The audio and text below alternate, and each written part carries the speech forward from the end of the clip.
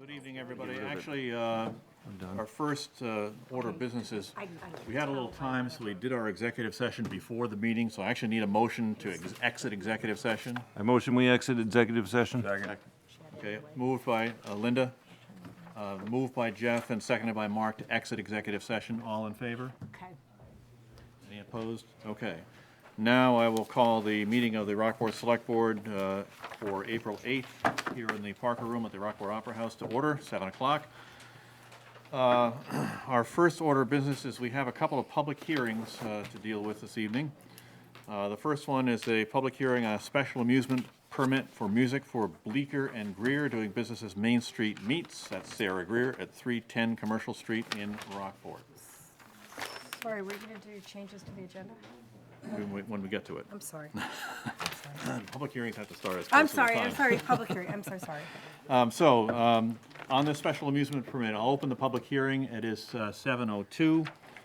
Does anybody wish to speak in favor of this special amusement permit? Seeing none, does anybody wish to speak in opposition to this special amusement permit? Seeing none there. Does anybody wish to speak neither for nor against this special amusement permit? Seeing nothing there, I will close the public hearing on this special amusement permit at 7:03.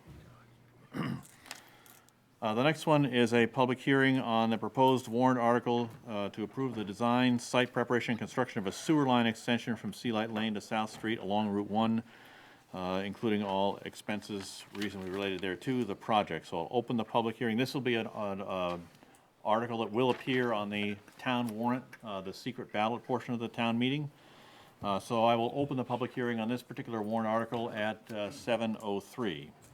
Does anybody wish to speak in favor of this particular proposal, the warrant article 10, approving the design, site preparation, and construction of a sewer line extension from Sea Light Lane to South Street along Route 1? Seeing none, does anybody wish to speak against this particular issue? Again, seeing none, does anybody wish to speak neither for nor against? I have a question.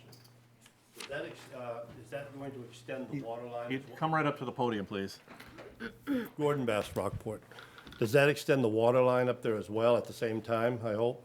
Typically, the water company does come in, and Rick can answer the question. They Yes, will. they're planning on doing the same thing as they did with the previous extension, is to Okay. run simultaneous with us, just a little ahead or a little behind us, but they already have it in So their the plan. road's not torn up for one project and then torn up for a second Exactly, yep. project? Yeah, okay, good, thanks. Does anybody else wish to speak neither for nor against on this particular measure? Seeing none, I'll close that public hearing at 7:05. Do you want to let Sarah know that they already went right through yours? Yeah. The public hearing public part. hearing. No one spoke in Yeah. favor or against, Yeah. or, It'll come up in the Yeah. agenda when we have Yep. to vote on the issue. Okay. Not yet. I don't think I really understand how this whole process works. But Okay, could you come up to the podium, please, so the folks at home can hear? that was really pretty. I'm Sam, by the way. I really just wanted to know because Sam, if you could, you'd by the Surrounding- book, we're supposed to introduce ourselves, full name Sam and Hall, resident. Rockport. It's a residential community right there, and I wanted to know if, and I have babies, if it was a one-time thing, say for like the 4th of July, or if it was going to be anytime you wanted to have a band out there with a loudspeaker, because that kind of would be loud on a loudspeaker, or if you were going to have a little guy playing a guitar inside. Sure. Yep. Up to the microphone. I'm Sarah Greer, and I'm here on behalf of Bleecker and Greer Main Street Meats. And in order for us to provide any entertainment for our patrons, we need to apply to the town and have it approved. And being community-minded, we have really only planned to have the minimal type of entertainment, maybe acoustic. We'd like to be able to provide a space inside for maybe, high school jazz band to perform once in a while. Maybe the bluegrass band, like Miners Creek, who they also live in Rockport. We have no, we're not there to have loud, amplified music of really any sort. I hadn't envisioned mostly indoors, obviously in the winter, and then maybe the occasional outdoor event for holidays. Yes, 4th of July, Memorial Day weekend, Labor Day weekend, times like that. And once again, the focus is not on loud, amplified music. It's on acoustic. I guess for Sam's benefit, I would ask our town manager just briefly, what are our noise ordinances and does what limits do we have on Sure. outside performances? Yeah, I mean, Or obviously, actually, if you know We'd too. have to comply with any and all ordinances and timeframes. Okay, could you just remind me? It's, for amplified music, it's after 10 o'clock. Sure. So, but you're not even you're only open. I can't imagine we would ever extend beyond 10 o'clock. Yeah. We're just not that kind of place. Does that help? It does. Now you closed at 5, that was the thing, it's like I couldn't, We close at 6. or 6, all right. At least now we close at 6. Right, yes. and that was the other concern is that it opened up till late. I think We want to be good neighbors to everybody in that community. And yes, there are other families that live nearby as well. And I can assure you, if you ever have any issues with anything that we do outside, please let us know. Okay. Any further comments on this? It's sort of outside the public hearing, but that was still forgive us. That's right. Okay, and this will come up again in new business when we vote on the application as well, so this was just a public hearing portion. Next, we have approval of the minutes of previous meetings. We have the minutes from March 14th, 2018.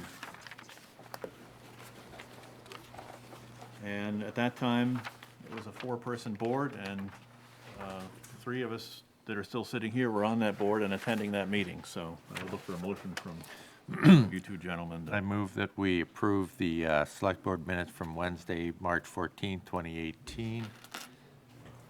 Second. Moved and seconded. Any discussion on these minutes? If not, all in favor? Any opposed and abstaining? That's a 3-0-2 vote on those minutes. Okay. I've been asked also by the town clerk to announce that property taxes are due on April 16th. She wants to make sure that everybody pays them on time, because if you come in a day late, she has to charge you interest. She doesn't have a choice in that, and it's no fun, and then she has to calculate it and all that sort of thing. So taxes are due on April 16th. So please don't forget that. And if you don't want to worry about April 16th, you can join the tax club, which is a monthly payment, which a lot of us do. It's a lot easier. You pay the same amount every month. There's no interest charges, and it helps the town with cash flow and helps the town clerk spread things out a little bit over the year as well. So that's if you're interested in that, you can stop in at the office, and she can let you know, or any of her fine staff, including a new hire, which Rick will tell us about, can help you with that too.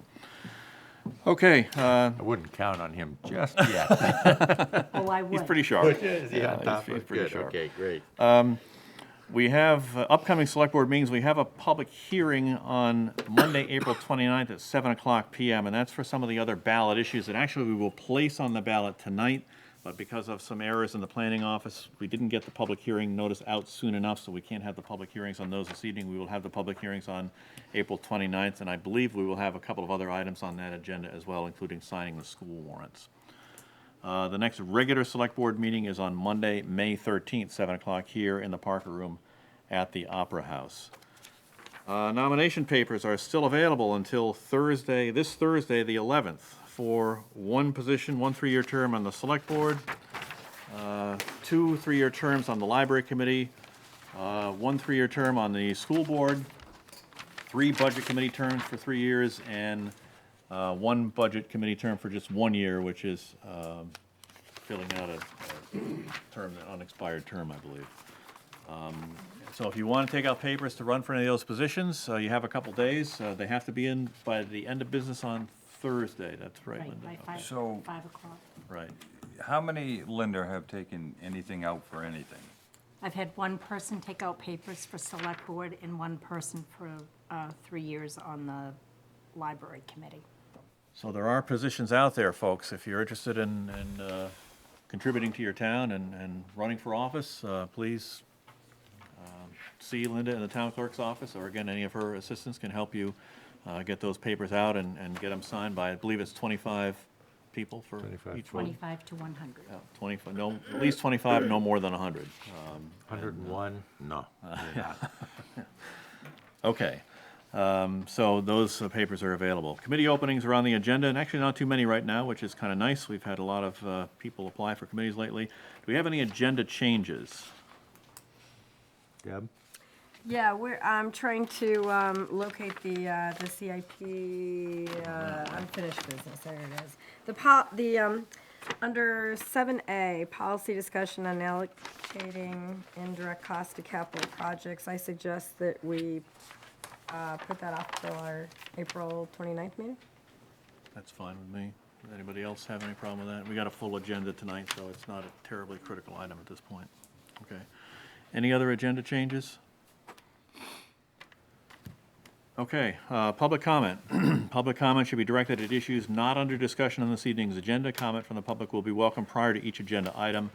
Further comment will be granted only by permission from the board. All public comment should be brief and to the point. Does anybody wish to make public comment this evening? Gordon Best, Rockport. I've got a question. Now, is there a commentary? Can I ask a question and get an answer? Or there Try have us been, and there, see. well, it's just there have been times when the board has changed their mind. I'm bringing up the library again, a subject I'm sure you're tired of hearing. I went to see Bill Napower, is it? The planner, last week. And I asked him, I said, is this plan that we're currently looking at the same as the plan that the voters voted on? He said, no. So my question is, was there a change order? The plan that the voters voted on was a concept plan. It wasn't fully fleshed out at that point. Typically, that's the way it's done, is that a concept plan is Well, it was a presented to the concept, voters. but the original plan showed just the library. It didn't show the rest of that. Because I believe that plan was rejected by the voters several years ago. That with taking over the parking and all of that. The Reed plan was rejected by the voters. This plan was approved by the voters for. I understand that, but I don't believe it was as broad. I think everyone I've talked to was upset about the stakes in the park and closing the road. I don't think that was ever brought up. I don't think that ever appeared anywhere. Well, closing the road has been brought up. We recognize that's Well, been, it has been mentioned, but I don't think it was brought up in context with this latest development. You mean closing the road during construction? No, closing the road, rerouting the road, closing Lime Rock Street. oh, no. Yeah, that's not part of the plan, the current plan, though. Well, I've seen, the plan that I looked at, which was, I believe, the most recent one, I was at the meeting 2 weeks ago. Yeah. The road was closed, and the road was rerouted around the back of the, No. No. yeah, into a that- parking lot. Yeah. I'm just telling you what I saw on the Right. piece of paper. We have a big stack of plans that have been submitted for bid, okay? And the site plans that are in there currently show that Lime Rock Street continues 2 ways, both ways, moved over a little bit with the 14 perpendicular parking spaces. You're referring to one of several other plans. Okay, well, that have been- that's the only one I've seen, so I Right. thought that was the That plan. one is not under consideration, in my opinion. Okay, well, let me express my concern about that park. Well, that and changing the intersection as well. the island and the intersection serves a purpose. I've seen numerous people crossing the road, especially with children, and they stop at the intersection, gives them a pause for the traffic. The intersection was also dedicated, which Mark reminded me to, Marion Weidman. Now, I don't know that any of you know who Marion Weidman was. You did? Sure. Okay, well, her husband was Dr. Weidman, and she was very involved in the town. And I'd hate to see that change. Has there ever been an accident there? You know, Harry Goodrich lost a I- load of brush there once, but that's the I mean, only. honest to God, I mean, I could tell you in my 30 years here, from memory, maybe 6. So it's not a particularly A dangerous lot of intersection. near misses, but I can't There's a lot of think- near misses. I I can't think it think is that a there's- dangerous intersection. Well, I think I- probably Route 1 and 90 is a much greater threat, where the yellow means accelerate and red means is a suggestion. You know, no one stops there. I've seen 5 cars run a red light there. So there are more pressing matters, but that's not where I'm going with this. The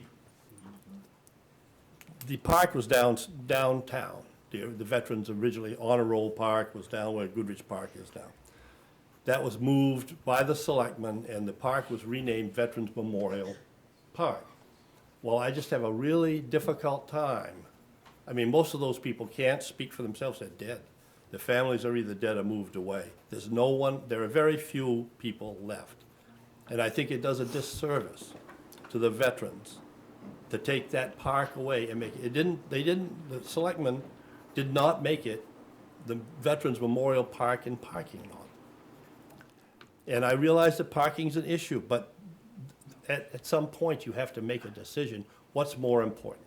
And it's a moral issue, it's not a legal issue. No, I think you're making it a black and white choice gig. Yeah, And I don't want I to am. get in, well, I know, but I don't want to get into a pissing contest No, with you. not my intent. The park is not going away. A portion of it is, yes.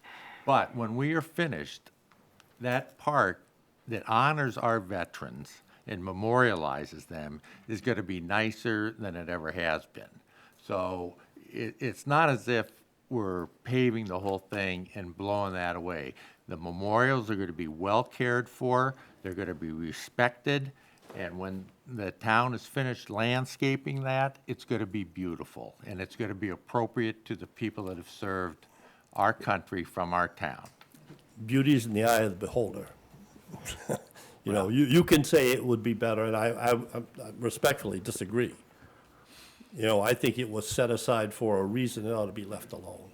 The plan, and I'll just say again, the only plan I saw was the one at the meeting the other night, and it showed a big parking lot off here. Yeah, but Gig, that's, you know. That was not a town that- plan. Yeah, it's not a, I don't know where you got that idea. Well, because it was handed out as a parking plan. It was handed out by was somebody that was yeah. not connected with the town. Correct. And the other part, and not to be a real stirrer, but for the select board back then to use that for Memorial Park, when its intention was to be used for the library purposes.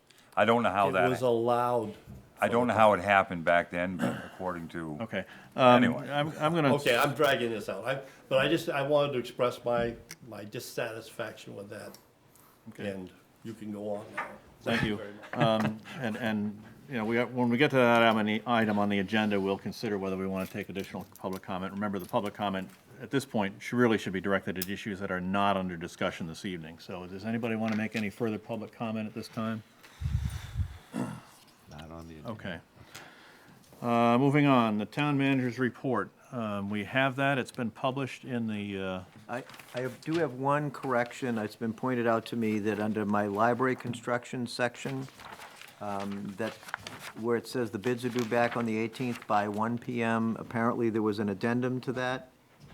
I'm looking at you, Steve. Steve?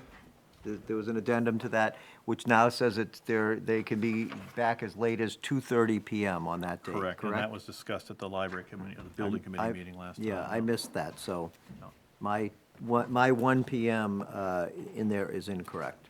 But your 3 o'clock is still. The 3 o'clock is still the right time.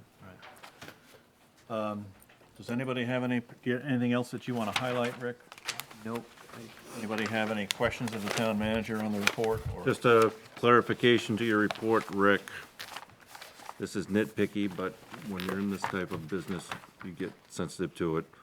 Under Public Works, second paragraph, your employees completed sexual harassment prevention training. Oh, okay, yep.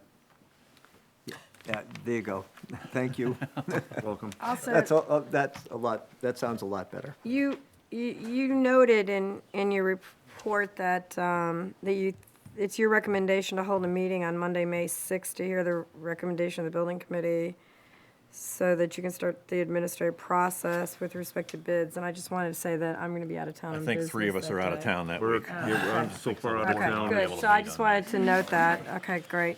And, and Rick, I'm sorry, I just have a quick question. On assessing, it says numbers normal, Camden's down somewhat, but dollar value high. Numbers normal, what does that mean? Our numbers for assessing, our inspection numbers are coming in about what he expects. Okay. The total number of inspections? Yes, and the values are coming in where he expects, he said, but Camden is coming in a little higher than the new construction in Camden is coming in higher than what he was expecting. Is the generator up and running yet? That's what he said. No, it is not. Well, is there only one guy around that can figure out what the fuel feed problem is? I believe he's scheduled for this Friday. I think he's coming in I think he's scheduled to meet with them on Friday of this week. And my last question was on the fire department. You said that there was the main water came out and temporarily fixed the water main problem there. And a permanent fix would mean you had to tear up the driveway to replace the line to the building. Is that going to happen, or what? Where do we go No, from here? I didn't realize they could do this, but they ran a line inside of the other line. Oh, So they ran a line inside of the other line, which will, I mean, it's not that, nobody showers there, so it's just to be able to flush the toilets and run the sink. so it's a temporary but somewhat permanent fix? Yes, yeah. Okay, because it sounded like there was something more to come since it was a temporary fix. Okay. Keeping in mind, we'll be talking about this later in the agenda. At some point, we'll be talking about building a new station there, so that we Right. don't want to spend a lot of money. Yeah, from a budget perspective, I just wanted to know. Yep. Yeah, Gotcha. Under harbor, were indeed the eye bolts installed and reinforcement placed? I was down there the other day. Yes. I didn't see anything, but maybe I wasn't looking in the The right eye place. bolts have been installed. When I talked to Mike on Friday afternoon, he does not have the cabling put on them yet. All right, because now's the time of year when it's gonna collapse, freezing, thawing, freezing, thawing. Talking about the seawall. Yeah. Sorry, Reed. The only thing I want to kind of highlight, in the police department, we had the unintended death, and I don't want to talk about that, but I do want to, in this forum, make everybody aware of the program that's available for check-ins for the elderly members of our community, and that's done through both the Camden and Rockport Police Department, and information there. You would contact Jeff Sukeforth at the Camden Police Department if you know of anybody who might benefit from that service, or if you yourself would benefit from it. That's a service that our police departments provide, and it's a very valuable service. It's a nice contact for those folks. And his number is 236-7953. It's a daily check-in thing. Yeah, right, they too. call them in the morning and, just say, hello, how are you? And I think that, from what I've heard, the folks who take advantage of that really do enjoy the contact. And it's a safety thing too, so just want to make sure that everybody knows that program is They- available. There's no charge for They it. do have another one for wanderers, people who have relatives who have a tendency to wander out of the house, to Right. let us know, let police know that. Yeah. Okay, thank you, Rick. We don't have a consent agenda this evening, and we decided to bypass the policy discussion on allocating indirect costs to capital projects. We don't have any committee applications this evening, and so the next item is to approve the peddler's permit for the flatbread food truck at the harbor. Is there a motion for that? Place here. My, I think so. And this is we have the comments from Rick here, we have the application. I move to approve the permit request from Bobby Morgan to allow the food truck in Marine Park for the summer season of 2019. Second. Now I have a question. Moved and seconded.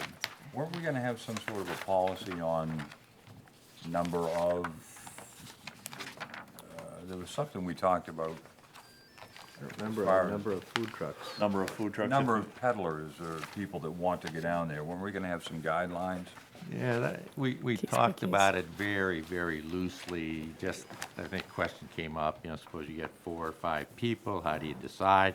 So far, it hasn't been an issue. That's a high-class problem at this point, isn't it? Yeah, Case by right. case, I think we decided to. Nope, I just knew we had a conversation. Yeah, we Couldn't did. remember what, Yeah, there's no Become of it. outcome. And Abby's here if we have any questions of Abby. And Bobby Morgan is on his way, the flatbread Okay. proprietor. He got stuck on the way back from New York, so he But said we he's. previously approved this last We year, did. right? Yeah. And it Or you just, did. it didn't happen for various reasons, but we had already approved it and nothing's changed. Nothing's changed. do we, Except the fact that it is a self-contained now, which is great, so we can locate it, not right in front of we have the a- Andre statue. do we have a copy of their state vendor's license?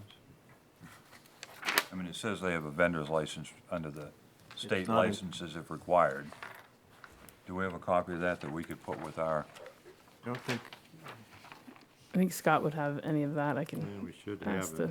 I mean, and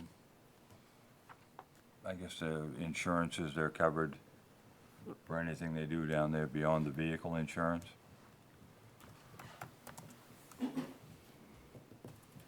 I'm These are good points.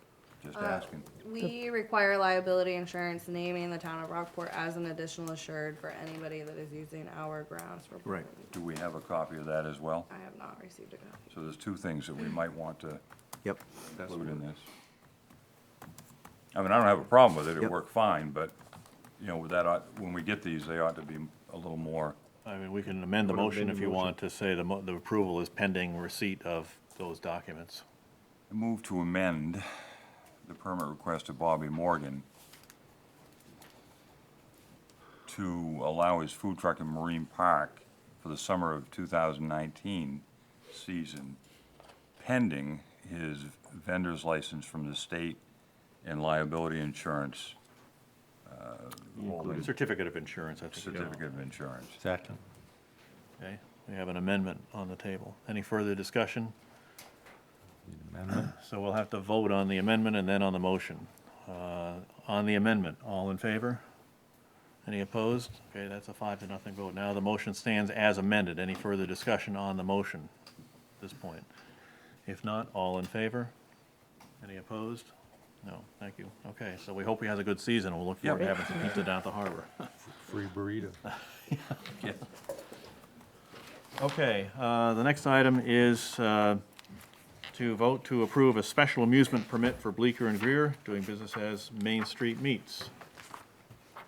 We have the application, we had the public hearing on this earlier, a couple of questions were raised at that time.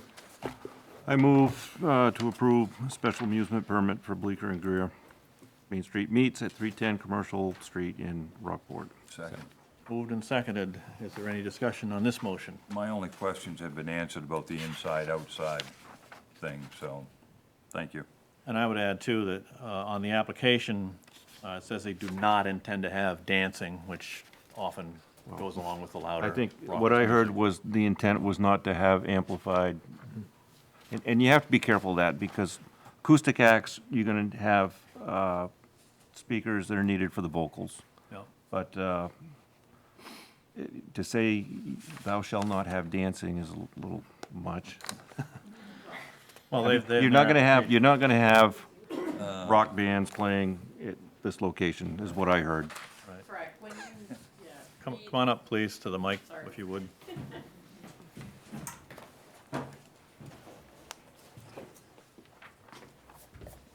Sarah Greer here.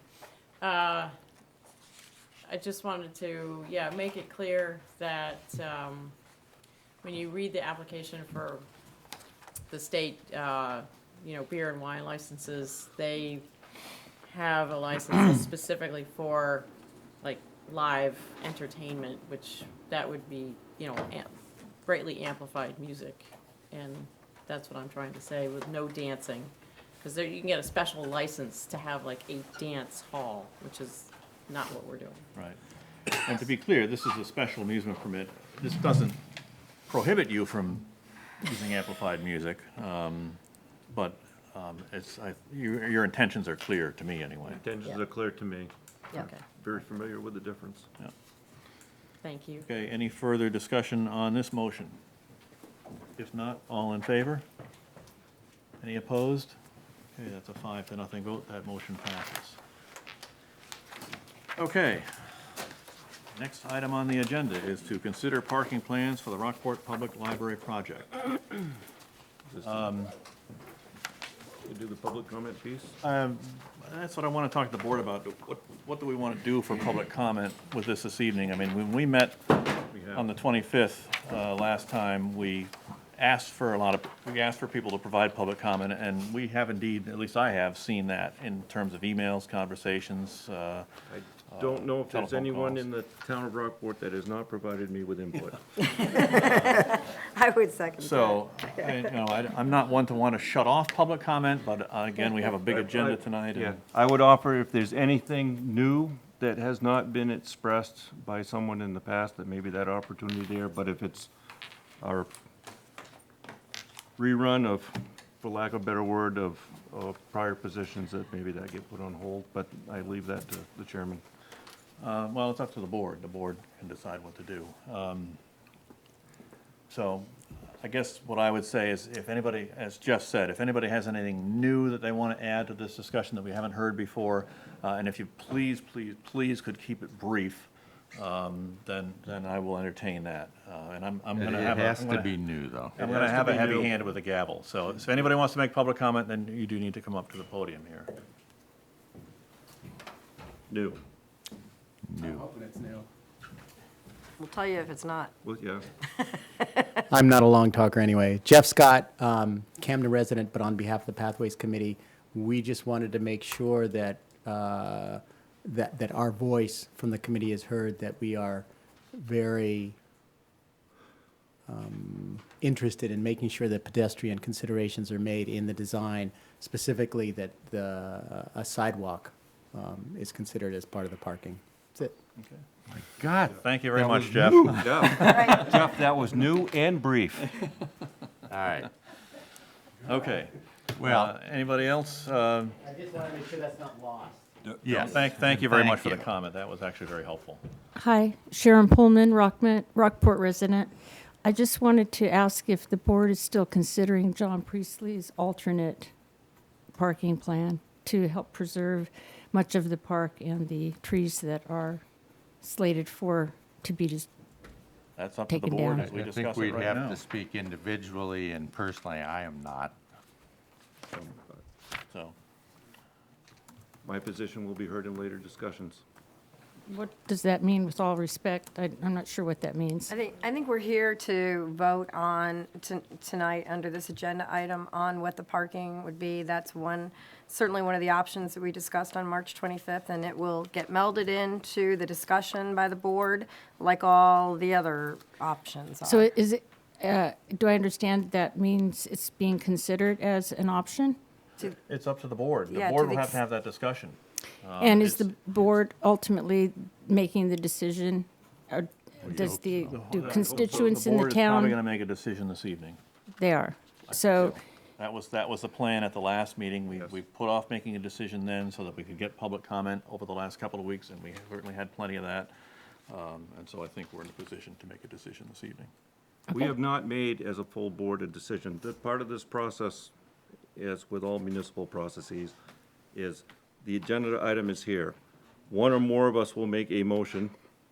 That motion may or may not be seconded. If it's seconded, it will be open for discussion. At that point, you will hear the dialogue that occurs, and at some point, a vote will be called, or the motion will be rescinded. how much weight does the public opinion have in this decision? The public opinion has been provided, as I said, by almost everyone in the town of Rockport. And we've had multiple public meetings on the subject, both at select board meetings as well as special and separate workshops on the issue. Thank you for your time. I hope you will consider his proposal. Thank you. Any other comment at this point? Again, new and brief. Shouldn't say brief. I just wanted to point out that any decision you make could affect those of us who have already made pledges to the building and those who may have been waiting for the bids to come in. And And- Helen, who are you? Oh, Helen Shaw, Budget Committee, Library Committee, resident of Rockport.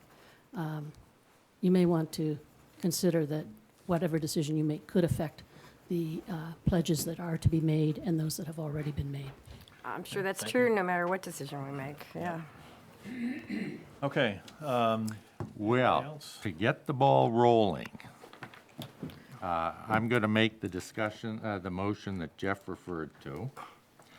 And the motion is that I move that the Select Board direct the owner's representative to execute the current library parking plan consisting of 14 perpendicular spaces and sidewalk as originally designed by our engineer, architect, and various town committees.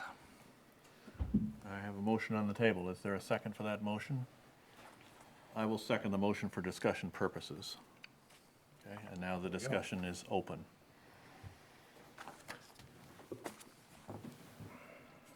Okay? Well, Does I anybody- made some notes. Do you want me to just It's- keep it's- going, or it's- do you it's want up me to stop? You know, whatever, anybody else I wants to- cannot support that motion. No, I don't either, so. Okay. Well, I'm going to make some comments now on top of that then. Again, I think there's quite a few reasons that this plan rose to the top over the past 3 years, sort of like the cream rising to the top of the milk. It's organically grown by our engineers, the architects, the various committees that I referred to, and various town meetings. This wasn't something that was dreamed up in a smoke-filled, dark room. So again, you know, this was the plan that the townspeople at the time decided on. I guess that's all I want to say right now. We'll wait to see what other people have to say during the discussion. Okay, well, I have some thoughts. I'm going to monopolize the microphone for a little bit of time here, so apologies in advance. Received a lot of feedback over the last couple of weeks, phone calls, emails, conversations since our meeting on March 25th, and some of the comments have included things like, we need the 14 spots. This is important to those who don't live in the village. Don't replace the park with asphalt. Save the trees. Nobody ever uses the park. I know lots of people who use the park. Parallel parking was always fine, it will be in the future. Accessible parking is important to those with limited mobility and to parents with young children. Why would you build a nice new library and make it inaccessible by not providing enough parking? And perhaps my favorite comment that I received over the last couple of weeks was from somebody who advocated for as much parking as possible. And that person sent me an email saying, I think 10 spots is a good compromise. I kind of like that one. All these comments reflect the sincere opinions of those who made them, whether from a point of view of a library supporter who lives many miles from Lime Rock Street or from a property abutter who will see more direct impacts than others. Clearly, this is an oxymoron, whatever, we can't make everyone happy.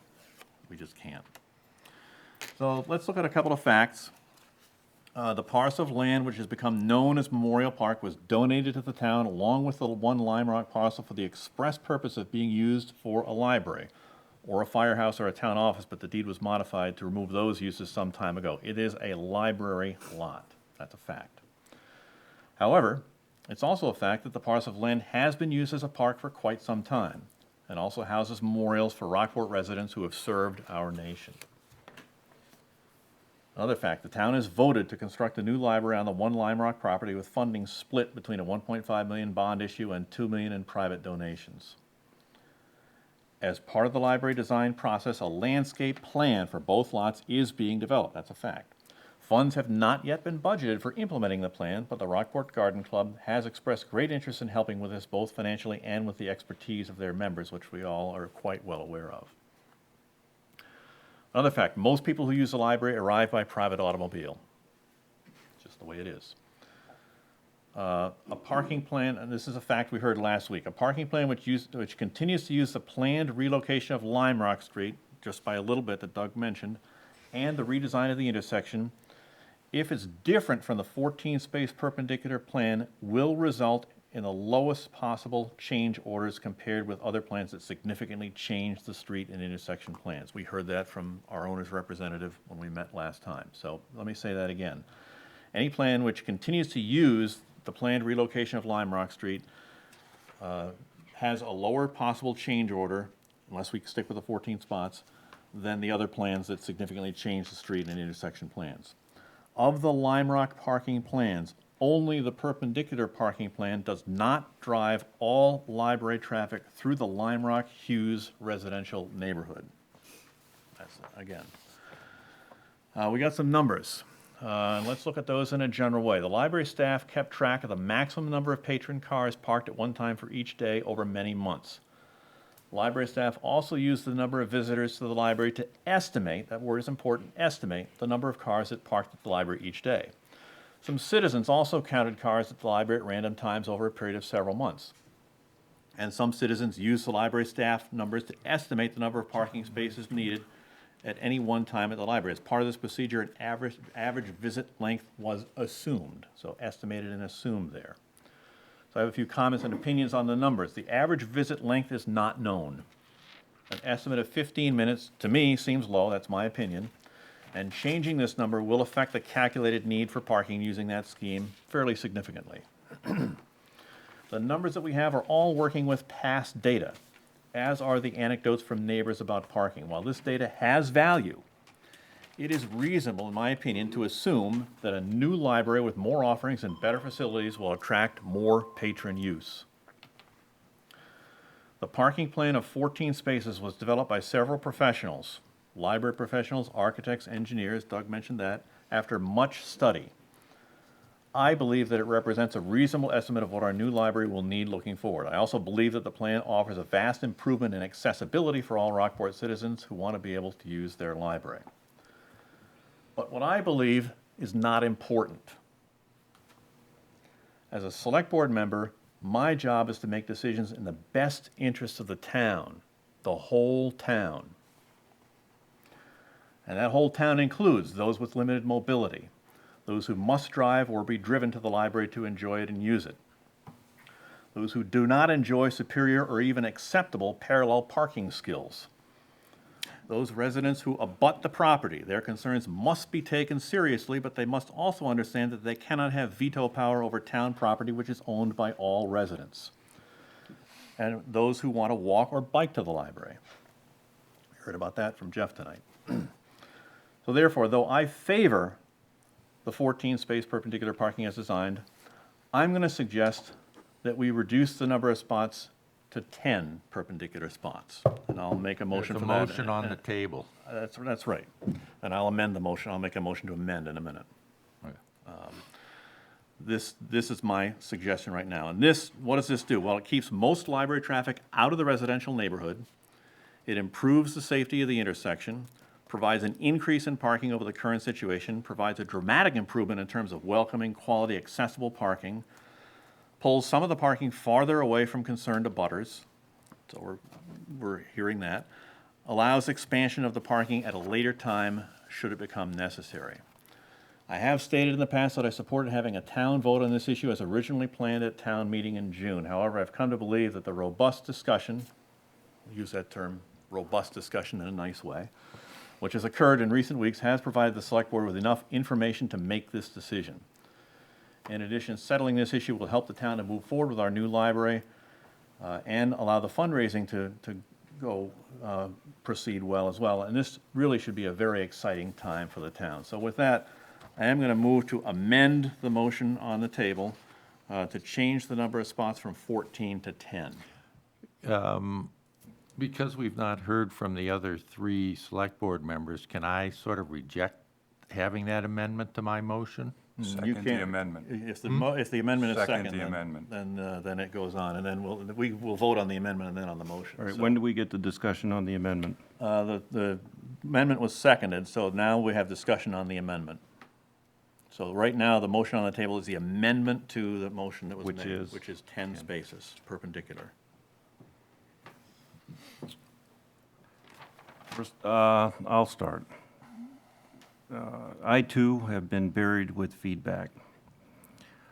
Currently, the proposal has a modification to the intersection and Russell and Union, which includes combination of 3 on one and 4 on the other, modified and much improved parking spots. There's 7. The library has 2 drop-off spots on Lime. Handicap parking, limited accessibility parking adds another. I would be in favor of some number between 6 and 7 perpendicular spots, those being closest to Union Street. And I would live with 6, but I'd like to see 6, but I could certainly see 7 total. There's a lot of considerations in all of this. One big one, which I have right now, is we're assuming that the library funding, either between the bond or out of the bond itself, can support this parking. We don't have the bids in yet, so we don't know what the final number on that is going to be. The way I think it could work well is you start with 7 parking spots, and in that plan, you certainly can still, at a later time and date, based on business need, traffic, and better assessments, you can, if the town so at some point in time decides to expand it up to the 10 or 14, we can do that.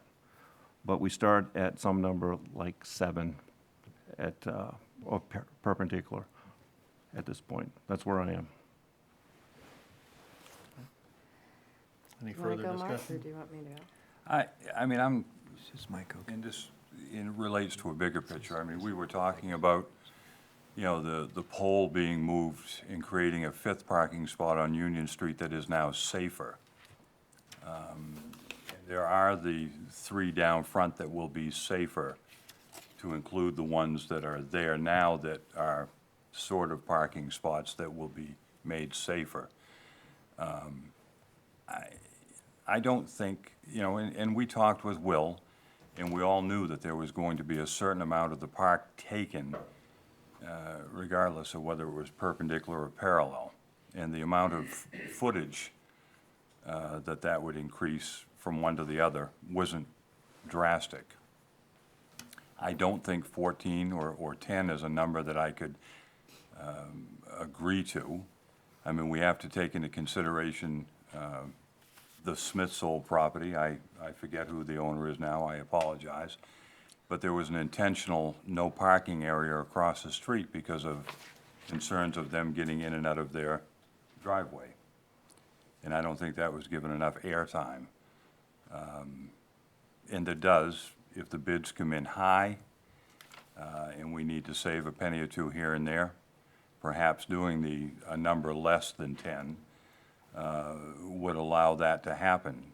And we could increase in the future if need and numbers warrant. Okay. All right, so I agree with Ken that parallel parking and diagonal parking are going to require traffic through Lime Rock and Hughes Street, and so those are not good plans.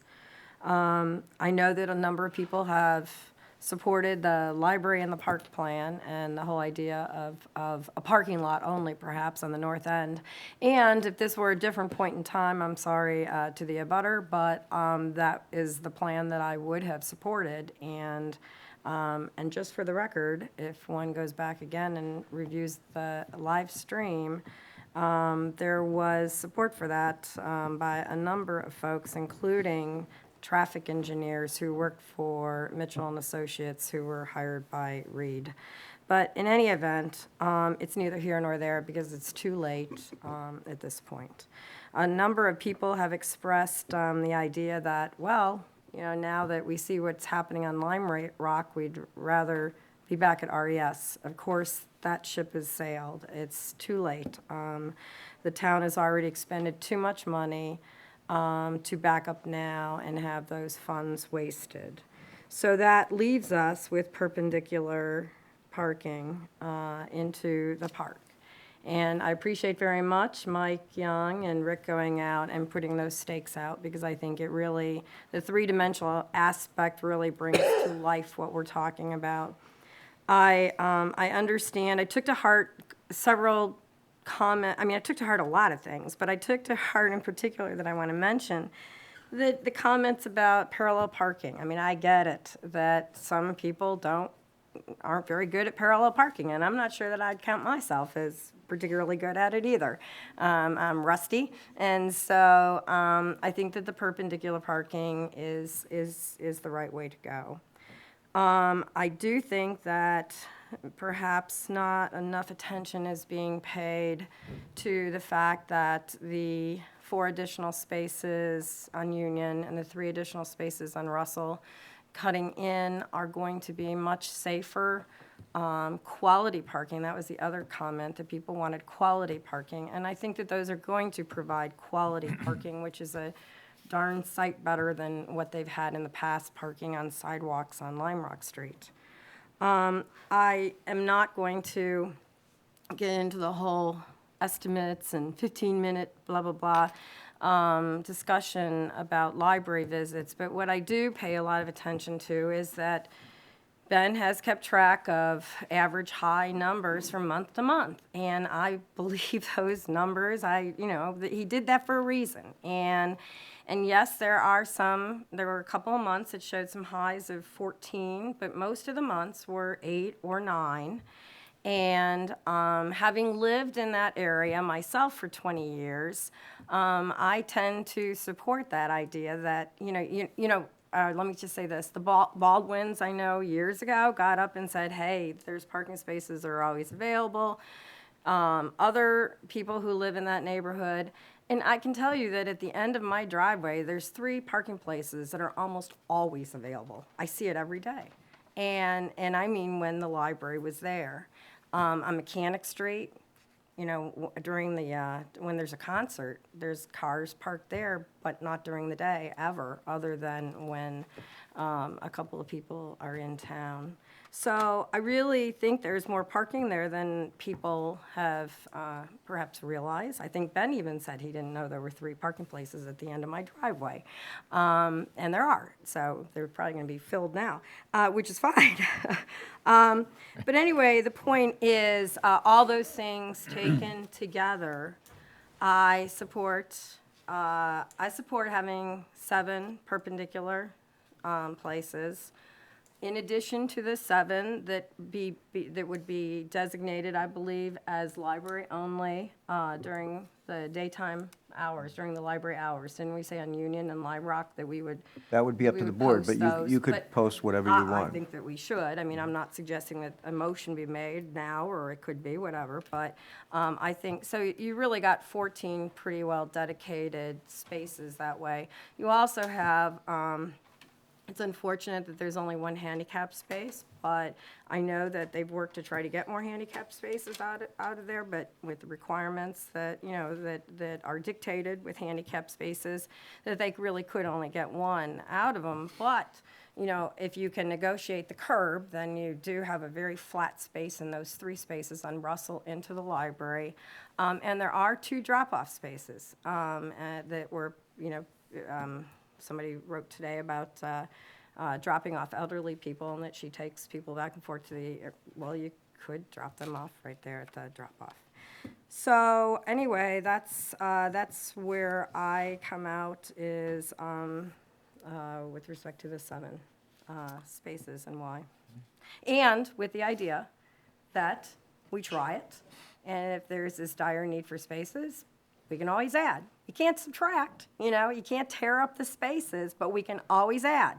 And I wouldn't want that to be interpreted as and I think there has to be a little, if we were to go this route, there has to be some careful, people have to be a little careful here, because I think even in your comments, Rick, you talked about making it sound almost like it's a future parking. Well, it may or it may not be, and you don't want to be loose. We don't want to be loose with those kinds of things. I would think that we would say that, it's there to consider, but we don't designate it as a future parking as if those decisions were made for future select boards. Just a few more comments from me, and then I will have exhausted my list of notes here. And also, I'm still not quite sure where the motion is. Right now, But- Yeah, but all right, right, we'll come back to right, that. So okay. I want to talk about the compromise a little bit. I think my colleagues here would agree that most of the people we heard from via email were of one of two camps. They were sort of basically the neighbors who felt that we didn't need that much parking space, and then there were other people who did drive to the library and felt we needed more. Now, I will admit, we did hear from people from Hawaiian Gardens, from Glastonbury, Connecticut, Houston, Texas. Houston, Texas, Atlanta. Atlanta. I've never been here. So, so believe me, we've got national attention on this. But to get back to compromise, you know, in my view, I put a lot of stock in the argument that we heard from people who used to be supporters of the RES site, but who were then willing to accept that we move to the Lime Rock Street location with the proviso that adequate, ample parking be provided. And that kind of, I don't know, just rung a bell with me, because again, these are the folks that live on the other side of Route 1. The other group of people, the neighbors, with all due respect, a lot of these folks, if they stumbled out of their front door, they would land in the front lawn of the library. So I understand that they may not want in my backyard. You know, I understand that, and it's going to be difficult during the construction.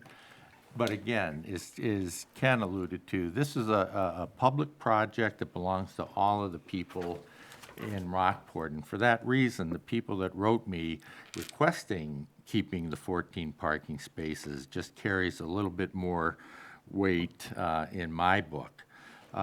There were also people who signed various letters who are summer residents. They're here for a couple of months a year.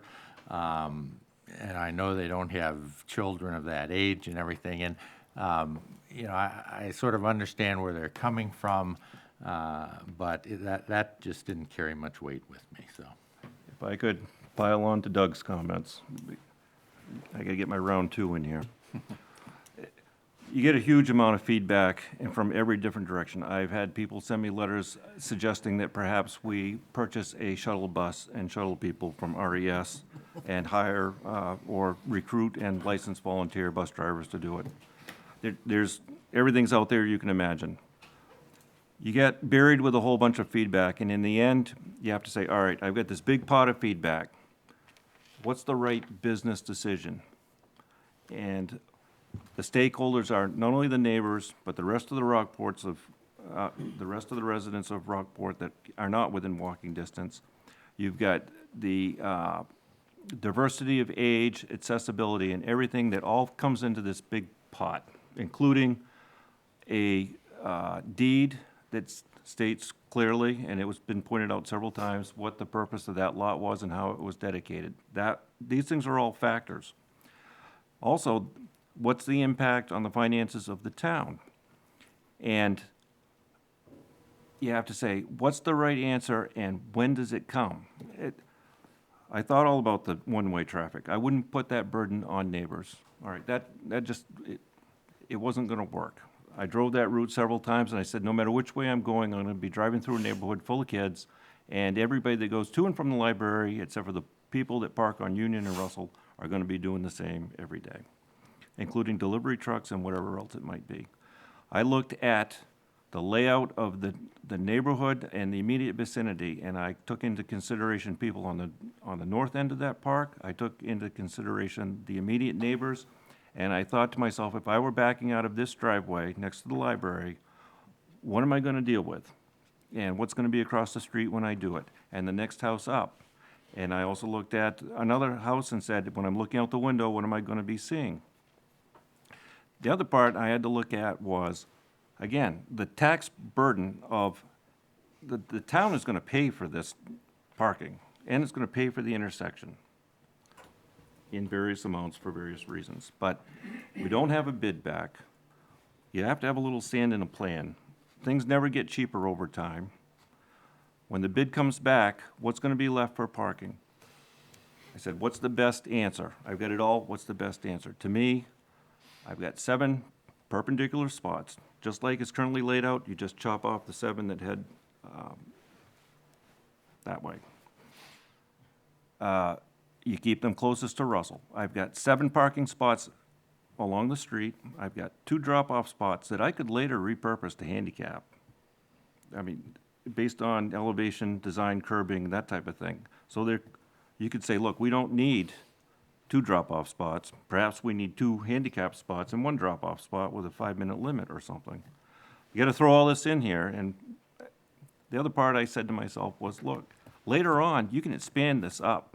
We've had that letter from folks at Gartley and Company that said, this is not going to preclude expansion at a later date. The select board got 6 months into this and decided that this is not working, we did the wrong thing. We put 7 more parking spots in. So that's how it shakes in the end for me. And again, I just will go back to my guiding principle in this, and that is that I feel as a select board member, I have to try to make the decision in the best interest of the whole town. That's where I am. Right now, the motion that's on the table is the amendment to the motion for 10 spots. Is there further discussion on that amendment? I just want to say, of course, we have to make a decision that's in the best interest of the whole town. And I think that going with 7 keeps open the possibility that we see what we need, and it can always be added to. I don't think that we take away another portion of the park unnecessarily. And if it's necessary, then it gets revisited. But we're not closing any doors by doing it. And I still think we should consider adding the 5th one out on Union Street by virtue of moving the pole, which would again add another safer spot for people to be able to go to the library. Is there any further discussion on the amendment to 10 spots on the motion to 14? If not, then all in favor of the amendment would reduce the original motion, which was 14, down to 10 spots. All in favor of the amendment? All opposed? No, I'm taking my vote back. I voted for originally 14, so I'm not going to vote for that. Okay. All opposed to that motion, to 10, amendment to 10? Okay, that motion fails. Do you need to have a roll We call probably do vote? need to call the roll on that one, just to be clear. So, Dr. Cole, Against? Ms. Hall, No. Mr. Hamilton, Against. and Mr. Kelly, No. and McKinley votes for. So that motion fails. The motion now on the table is the original motion, which is the plan with 14 spots. Is there any further discussion on that motion? As I said earlier, I actually favor the plan. I'm not going to vote for the motion just because I can't vote on what I like. I have to vote on what I think is in the best interest of the town, even though I think this plan is well conceived. But where we are at the town right now, that's why I made the amendment that I did. So I will not vote for this motion. All in favor of the motion for 14? All opposed? Only one. Okay, we'll call the roll on that one. We'll start down at that end. Mr. Kelly, No. Mr. Hamilton, No. Ms. Hall, No. Dr. Cole, 4. and McKinley votes no, so that motion fails. So at this point, we have no motion on the table. We are still on the agenda item for parking plans for the Rockport Public Library project. I'll propose. There's no motion. Quickly, Where do you expect the staff and volunteers to park? that's up to the library director. We've had that discussion before. May I I'd be happy to answer that, actually. You know, and I had this discussion in email with Ben and with Rick. You know, I think we get a little used to parking very close in this town, given that it's a small town. I went to school and worked in a city where I walked a mile from the train station to work every day. And I did that for 30 years. And I walked a mile back to the train station, along with thousands and thousands of other people.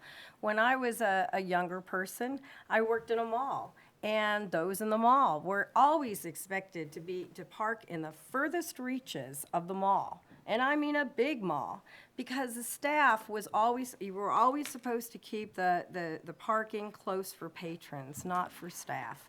Now, to the extent that you have staff that are mobility challenged, of course, you know, they should be able to park somewhere close.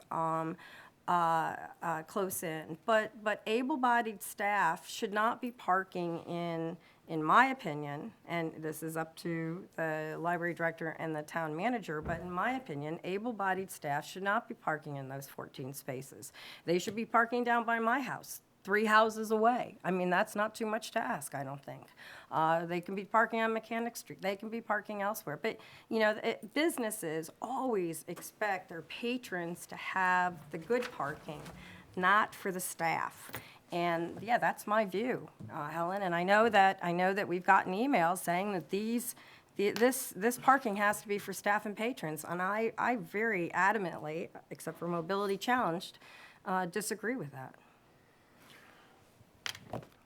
Yeah, I will motion that the current proposal out for bid be revised from a total of 14 perpendicular parking spots to a total of 7, those 7 being retained closest to Russell and Union. I second that motion. Motion's been moved and seconded to amend the plan for 7 perpendicular spots closest to Russell Avenue, if I stated that correctly? Okay. I think we need to Discussion make on the some motion? make some decision about the sidewalk. I agree with that. All I motioned was for the change to the number. I did not discuss sidewalk. Sidewalk is still in Sidewalk the is plan. still in the plan, I believe, in the current bid proposal. Okay, correct? but that would go, the sidewalk goes up a full 14 spaces, which, you know, Jeff yes. may be happy Right. with that because it brings it up All right, closer wait, to a sidewalk certainly. along Lime Rock. But Certainly, I mean, no discontinuation. It's, all else being the same, reduction in number from 14 to 7. and leaving the sidewalk as on the site plan. Well, I'll wait You my guys made the turn. motion, I'll let you. You made the I'll motion. let you Yeah. decide. Well, it's Discussion. been moved and seconded, now Right, we're in the discussion right, portion. discussion. I mean, I think if you're going to 7, you put the sidewalk up to the 7th one, you don't extend it up to the 14th. It's there, that space is there if you want to use it in the future. As far as sidewalks that are there now, even up in front of some of the properties on Lime Rock, it's not something we can have. If the road ever got repaved, redone, what's there would go, because you can't have a road that's that narrow. And that's that for that part of it. Right, and I get that. But what I'm saying is, there are a set of plans right now that 7 contractors have that show 14 spaces and a sidewalk running across all of them. Jeff's motion says we're going to reduce that to 7 spaces. That's fine, but you'd better say something about the sidewalk, because it is on the plans, and they're Yes. going to have 50 yards of concrete ready to yes. go in there. All right, so, Could we finish the discussion on it, Do you though, want to withdraw the before? second and the? What? well, no, I could no. amend it, but go ahead. But let's just finish the discussion. You know, you had proposed, or you had raised the question, Doug, when we had our meeting on March 25th about, you know, whether or not a sidewalk is required. We know that a sidewalk is not required. I know Jeff got up and spoke in favor of retaining the sidewalk. We've heard some comments from people about retaining the sidewalk. I think that it's an unnecessary, another 5-foot times 7 spaces intrusion into the park, and I would rather see the sidewalk gone.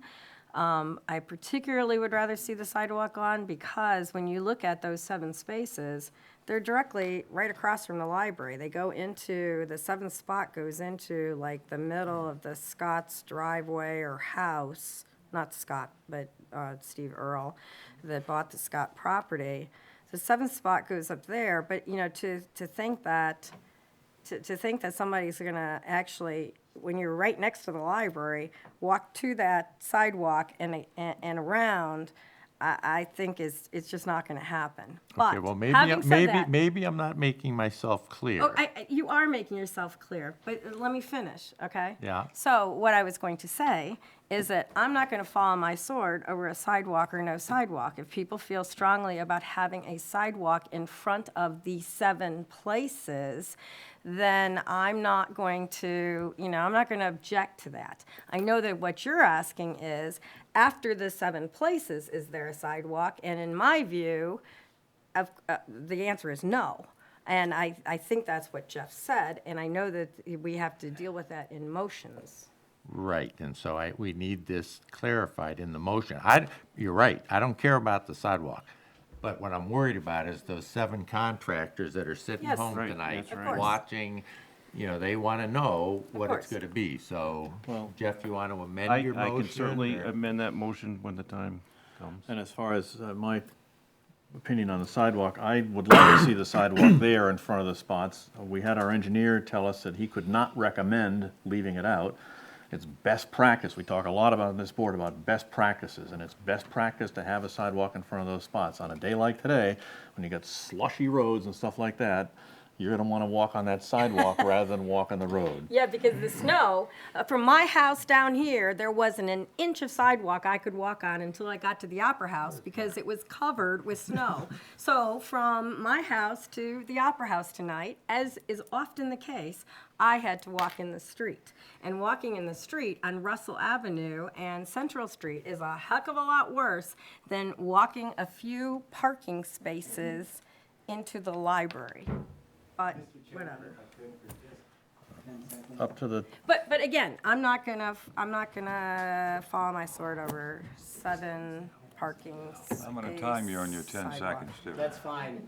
I gave it to myself. In my attempt to be brief, I wasn't clear on who the sidewalk served. It's for the kids getting off buses, walking by the cars that are parking. They get off on Union and they walk up Lime Rock.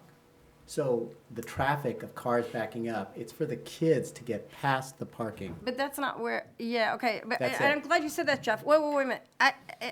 I agree. People are gonna walk The straight to them. sidewalk, the sidewalk we're talking about is not there. The sidewalk we're talking about is in front of the 7 parking places. Right. Not from Union to where the library is. That's exactly what I'm talking about. It's That's the where they opposite walk direction. up. They walk up on that side. So I'm just trying to understand. So what do you mean? I'm not looking at it. They get off on Union and go up that side. They don't go up the library side. They go up the. Yeah, and there is The, there is a sidewalk there, and we're talking about there being a sidewalk there. We're talking between Union and the library, there is. No, we're talking between Union and Rich Anderson's house. That's what I'm talking about, but is that what what Jeff he's is talking talking about? Yes. Oh, okay, then I'm still not getting your point. And Okay. Jeff's point is that Yeah. when they walk up there, if there's no sidewalk, they're gonna be walking behind the cars that Oh, potentially I gonna get be it, backing okay, up. okay, thank you, I get it now, thank Can I you. try to amend my I'm a motion? little slow. yeah, so Deborah, you wanna withdraw your second? So, or you just wanna do the motion over again, or do you wanna do an amendment? Whichever works for you. Makes no difference if you wanna. Whatever Let works me for amend Linda. my motion. I amend my motion to include the original motion, which was to reduce the number of spaces, perpendicular spaces, from 14 down to 7. Those 7 being closest to Union, and all other aspects of egress and access currently in the proposal retained. Wait, that, Wait a minute, sorry, I missed that last part. Yeah, well, it covers it. So you mean maintaining a sidewalk? I'm saying all other aspects of the proposal out for bid associated with access and egress. I'm just trying to make sure I Be retained. understand. So before I second anything, I want to make sure I understand. Yep. So you would retain the sidewalk that would then go from the 7th parking space up to, say, Rich Anderson's house. Correct. If it's shown as going from the 14th parking spot up to Rich Anderson's driveway, then it goes from the 7th parking spot up there. So 14 to 7, all other aspects. I'll second. Of access, geez, I'm Christmas brain. So that means that I second the that. sidewalk would then run up where the other 7 spots would have been. Correct. So And in that front it of will them, be yeah. it'll be behind the road then by the width of a parking spot. Yeah, that's all right. And that's, and there again, Nice. let's just talk about a little common sense here. I mean, when and if you go to put those other 7 in, you're gonna stave the hell out of those 7 to put your new places in, because it requires some significant earthwork up there. Okay. So, I mean, to me, that would be just a waste of money, Which would be a waste of money. to put the additional sidewalk up beyond the 7 that's being considered. What I'm thinking is if we got kids that are walking along Union Street, they're coming down from Grafham's, or they're getting off the bus somewhere up there, and they're gonna run up, I won't say run, but they're gonna go up Lime Rock Street, and they're gonna go on the side, Rich Anderson's house on, all the way up to Hughes, and that's what's shown in the current plan, then that aspect is retained. I think that's important too, that when we finally make a decision about what to do with what I refer to as the historic relic of a sidewalk further up Lime Rock Street, Exactly. you know, if there's gonna be a sidewalk up there, if we as a group decide that there's gonna be a sidewalk on Lime Rock Street, then you're gonna need this part of the sidewalk. If we decide that, no, that's beyond saving, we'll get rid of it, then you can argue maybe it's And not that as goes back important. that goes back to if you have a proper 5-foot sidewalk, you're not gonna have room for two-way traffic, You're so. never gonna have That a opens up proper a whole sidewalk. nother Yeah. can of worms. But what this does then is it certainly allows for a very nice sidewalk in front of what's going to be a very nice park in the future. So I'm trying to Bridge to understand nowhere. the area from the 7th parking spot up the hill. Yep. So there will be green space then beyond that 7th parking spot going up the hill, and the sidewalk will be in the middle between that green space and the park. Is that what you're meaning to say? No, where does it show the sidewalk now? Next to the road? No, in front of the parking front of spots. In front of the parking Right. spaces, In front of, on the park side? Yes. correct. That's into the park. So, that sidewalk goes along the front of those 7 parking spots on the Yeah. north side, then it probably takes a right for 10 feet, and then it takes a left and goes up along the road. That's That's gonna- different than your motion. Yeah, but that's gonna require engineering and drawings and everything else. Not that that's terrible. It really, to me, it doesn't make any difference if the sidewalk goes straight along there or if it goes, Plus, if 10 you feet either decide way. to put in parking in the future, we'd have to tear up that sidewalk. Either way, whether you do that or the one in front, you're gonna have to, No, No, you could One in work from front, the you probably street could- side and I would work bet it. a coffee on that right at this particular moment. You're on. Good, all right. because it hasn't passed yet, but. So I guess I'm still not understanding the amendment. Let me try this. Let me amend my amended motion. All right. For cost savings going forward, Doug's making a good point. If you run the sidewalk straight up from the front of those park side of the 7 that are there, and just run it, just like you would if you were putting 14 parking spots in. Just the way the drawings show it. Just the way the drawing shows. Yep. You still have green space, like you pointed out, on either side of the sidewalk. You have a sidewalk, it stays cleared. You also got room for snowbanks and all that other good stuff. And at a future date, you can go put the other 7 parking spots in if you wanted to without tearing out $20,000 worth of sidewalk. Okay. So that's what I wanted to be clear, if that's what I'm you were okay. proposing. I'm okay with that. Conceptually, I'm Well, okay. So I amended my amended motion. No, it wasn't necessary, because I think that's what your amendment said. Yeah. It's all it said was So my recollection from Will was that there would be a significant amount of earthwork done on the upper end towards Anderson's to accommodate parking and/or the sidewalk. The grades, yeah. Right. So if that hasn't been done and the earthwork has not been done yet, and you put a sidewalk at grade as it is now, you, No, that area will think the all, work my has to be done. understanding, the work is has all to gonna be- be done, and it's Right. whether you put grass down afterwards or you put Pavement. pavement. Yeah, because that, to match the grades that they have to change in front of the library, I think that grading of the road up there that's the way I understood it, that has to be done. It has to I flow don't in. think this is the way we should be doing things, and so I withdraw my second to his most recent amendment. amendment. And so, I mean, I'm okay with putting a sidewalk in front of the 7 parking spaces, and I'm ultimately probably okay with a sidewalk from there to Rich Anderson's house at some point, but I don't think we have enough knowledge and enough, precision here to decide how that's gonna be. And it's not like we're not putting money into our budget to do sidewalks in the future, and we've got some money in the budget to do sidewalks. So I think we should just keep the sidewalk with the 7 spaces and with the idea that we'll look at this separately, that other piece of the sidewalk. I just don't think we have enough to go on. Okay. What was the total on that, 70 feet of sidewalk? No, I don't remember. no, Well, each it's space is 8 feet nine- wide. 9 feet. 9 feet wide, Seven so. It's a lot of 130. sidewalk that you put in the wrong spot because we vote in a way that requires it. Well, right now, the motion on the table Maybe John can help us. is for 7 perpendicular spots. The amendment now stands without a second, unless somebody else wants to second it. I thought the original one that he had done was seconded, and then he went to another amendment on the amendment. No, we only have It one, was we like only have one clarified. amendment. My One amendment. clarification was Yeah. from 14 to 7, my second amendment was to retain all other aspects of egress and access. Right. Which I And, withdrew and myself. now that amendment, unless somebody else wants to second that amendment is off the table. So the Well- motion pending is to change to 7 perpendicular spots. But that leaves the current sidewalk as designed in place. Correct. Right, so we had to can deal with that issue. later, We I could deal guess, with so. that in a separate Yeah, we can motion. deal with that in a separate motion. Joan had a comment. I just would say, I think I've said this before, Joan Welsh, and I think I can speak for the Library Foundation and the Capital Campaign Committee. Just really encourage you to find a way to have a unanimous vote in order to really move us forward, both as a town and certainly all the efforts we're doing.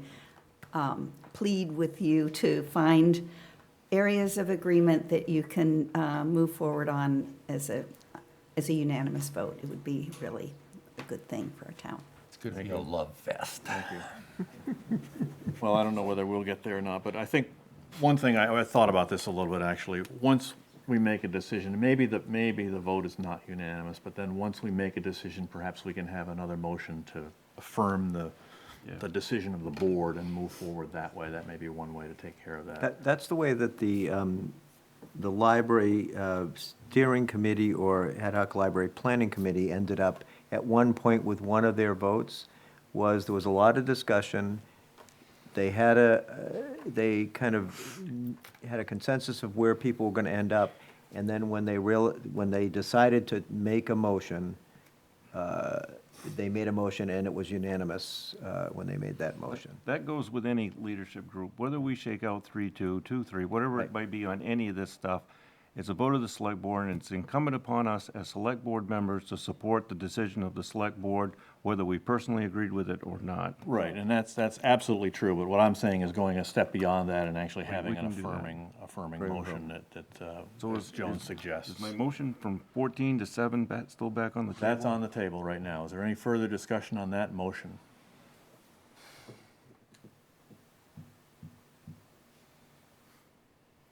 If there's no further discussion, then we'll have the vote on that motion. That's the motion to reduce the number of parking spots from 14 perpendicular to 7 perpendicular spots. And That's it. No, that's it. That's That's all it. that's in the That's motion. it. that has nothing to do with the sidewalk. We'll take care of that. Separate, in a- separate. we'll take care of that. Well, We can have another motion afterwards to deal That's with what that I issue. just want to check before I, Right. stick my hand up. Yeah. Yeah, that's the motion on the table. The motion on the table is only for the number of parking spots. Any further discussion on that motion? If not, All in favor of that motion? All opposed? Wait a minute.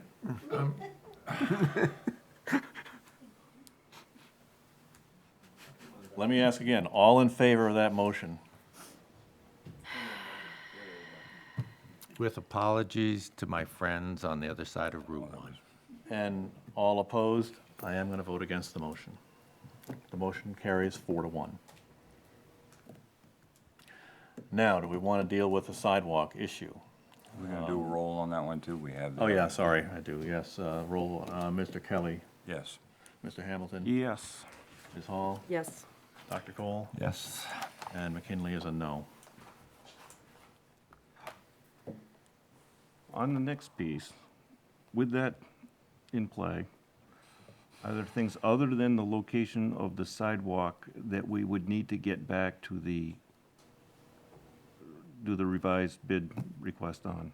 Is that the only thing? I think that's the only thing right, I mean, there will be change orders as the bids come back, but I think that's the only decision that we have to make. I mean, And but we don't have to, My understanding is that we have until, I think, the 10th to make changes to the documents without incurring any change orders. So this change tonight is a freebie that the contractors will adjust for without charging us. So, I just want to make sure we don't discuss sidewalk and then forget I'm, trees or, I'm trying to, Well, the I'm trying to document- remember, we've had conversations with Mike, our highway foreman, in the past about the cost of sidewalks.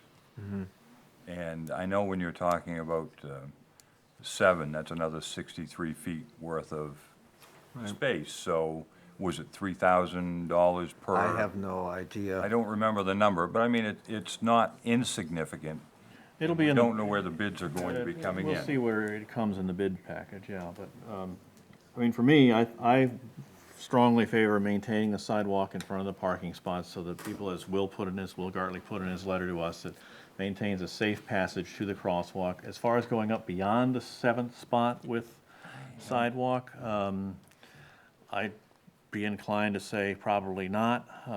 I might think about bringing a sidewalk down on the upper end of that 7th spot so that that car parking the last spot has a sidewalk on the side there. Yes, if we expanded parking at a later time, that would have to go, or maybe not. Maybe you can just start parking up beyond that for a future time. Rick, do we have the ability to pull up that overview? I don't think he does have that. All right. You get rid of all that stuff, Bruce? I agree with Ken. I think that we should, I mean, I don't think there's a need for that sidewalk in front of the 7, as I said, but I am okay with going with the sidewalk in front of the 7 parking spaces.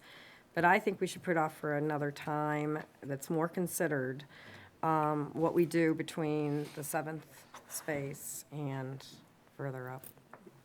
Can I make a comment? Beth Davis, Rockport resident.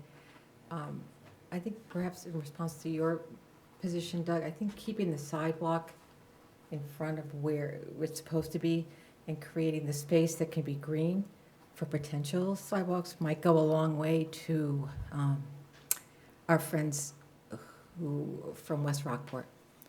And maybe it's not much, but I think reducing from 14 to 7 is going to be a big hit for a lot of people. And I think that just even visibly could be something that might be hopeful for Yeah, them I in the future. appreciate that, and Thank you I for the like comment. that thought, yeah. So, Good, I actually, I do like the idea of leaving the sidewalk as it is on the plans, for 2 reasons. One, for what Beth just alluded to, but also to the concept that people that are gonna be walking on Lime Rock Street, whether or not we rebuild the sidewalk there or not, at least it will provide a continuation up in that area to funnel people off the road. Can we build a sidewalk to nowhere? No, I mean, Well, seriously, yeah, I mean, well, that's, yeah, you the know, one in you're- front of my house. You're The dead one in ending. front of have my some, house is the yeah. one to nowhere. But that's what I mean, you're dead ending something, Yeah. you know, that, Well, people walk on Russell Avenue till they get to the house next to me, and then they come onto the sidewalk. So believe me, there's precedence.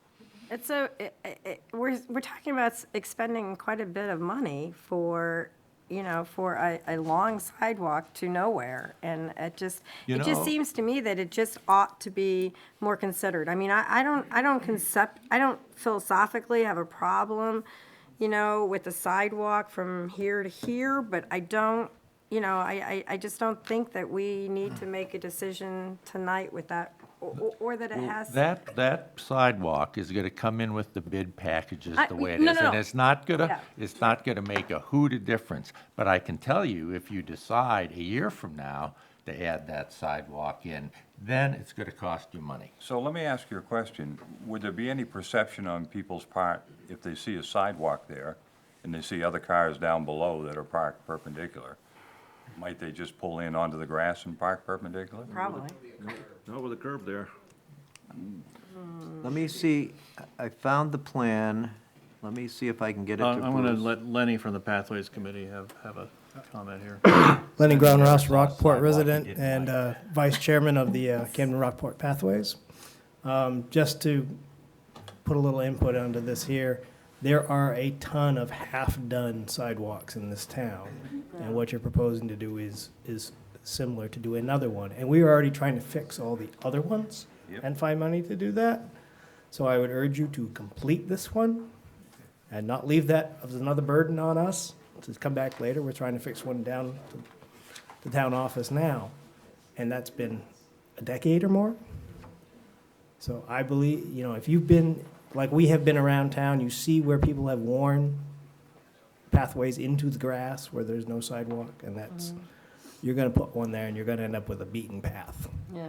So I suggest that you do it now, do it correctly, and not 10 years Yeah. from now come back and try to fix it. But what's correctly, that's the problem. I mean, as we're Well, sitting here, Your misperception on whether that will be used in front of that thing, it will be used in front of that. If you don't put a sidewalk in front of those parking spaces, all that grass will be worn down by feet. No, we're not talking about in front of the 7 parking spaces. I know We're what you're about talking. the other 7. It will But- yeah, be but do- used, as having been part of Pathways now for over a decade here, Yeah. it will be used. But do, So, where the parking spaces are not, Yes. that one will be used? That will be used. And, okay, but does it get used, is it better to have it in as if there were these imaginary parking spaces, or to have it out next to where the curb is? Yeah. That's the question. I would leave it in, set in.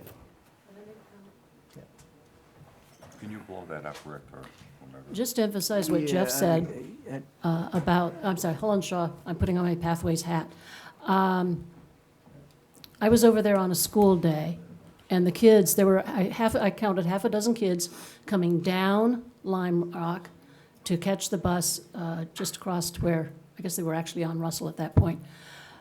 But I'm thinking when they come back at 2:30, 3 o'clock, 4 o'clock, they're going to come up, and we do want them on the sidewalk. And Lenny is right.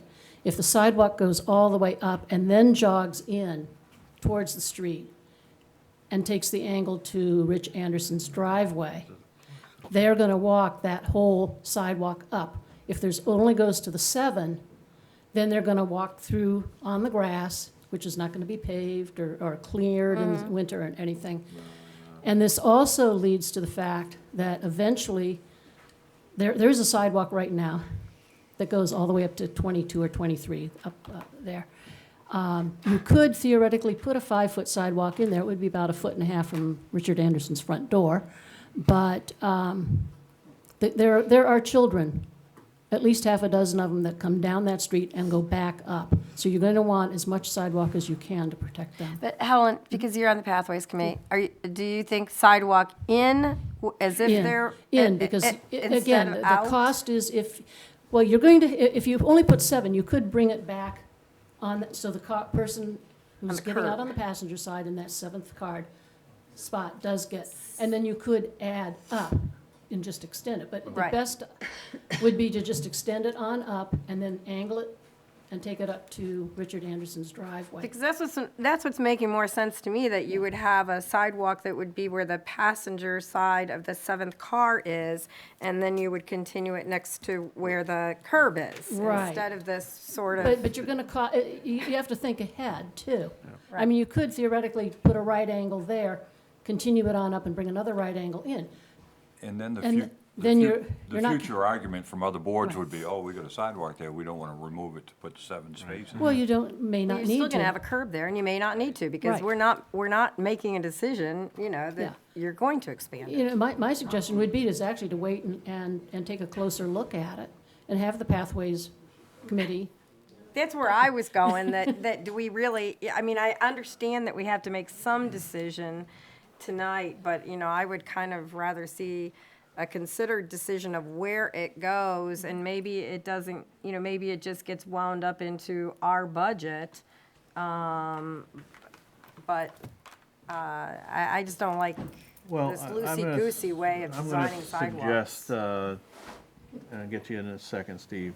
I'm gonna suggest that we end this discussion, actually, and leave we can change the bid documents to the 7 spots, leave the sidewalk as it is. That'll be a minor change order if we move it a little bit, or discontinue it or whatever. But I think you're right, we don't necessarily have to make that decision tonight. We have another meeting on the 29th, we might be able to draw some pictures or something and see something like that. I think trying to make that decision right now is Well, I perhaps, think having that, but also inquire of Will, how much work would have to be done up there if you put it in? You know, Would it have to be removed? what else can we kick down the road for another couple of weeks? Will someone tell me that? It's I'm all sausage. about leaving that sidewalk as proposed right there. 2 reasons. One, a kid walks on that, they're not gonna make a right-hand corner and follow that sidewalk. They're gonna walk a straight line anytime there's not snow there. So you're gonna have a dirt sidewalk going across the park anyway. And 2, if you put that sidewalk in as it's currently proposed, everybody will know where the parking spots end in the future if they ever get done, and you don't have to tear the sidewalk out. And it's in the bid, it won't cost any other money. and that's It's in where the it bid, stands it's right done. now. That's To move where it, it's, to leave it. Yeah, and to move it, you're saying, if it's determined that it should be closer to the road, it's not gonna cost us anything to. It's a minor change order. Keep in mind, it's all granite curb, it's concrete sidewalk, it's not like it's like a paved doing it over sidewalk. again. It's gonna be a little bit of work, so putting it What I'm saying is, I don't want to kick some decision down the road 2 weeks. Let's settle it tonight, Yeah, no, I hear please. what you're saying. All right, I'll take a few more comments, but we're gonna wrap this up in about 5 or 10 minutes. Steve? I just need to clarify the process going forward. As of the 10th, which is Wednesday, it's the last date that the bidders can request information from the engineers and the architects. And after this meeting, we plan to send out an addendum regarding the revised parking, whatever you decide on that. But we need to be specific as to if in fact the sidewalk is going to continue as is, but you've eliminated the parking. Mark just brought up the fact there's no curbing.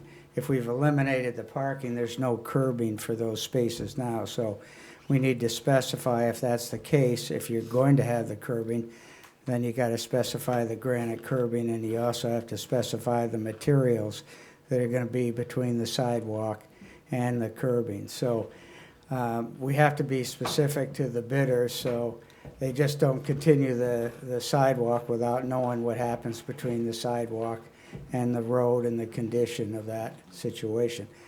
As an option, you could, right now, Keith Smith is doing a master plan for the entire park area, so you might want to just end this discussion with a sidewalk terminating at the 7 parking spaces, if that's it. And we can easily do that on a drawing without having to get into any specific details from there to the Rich Anderson property. But that's your call. We just need to know the specific information.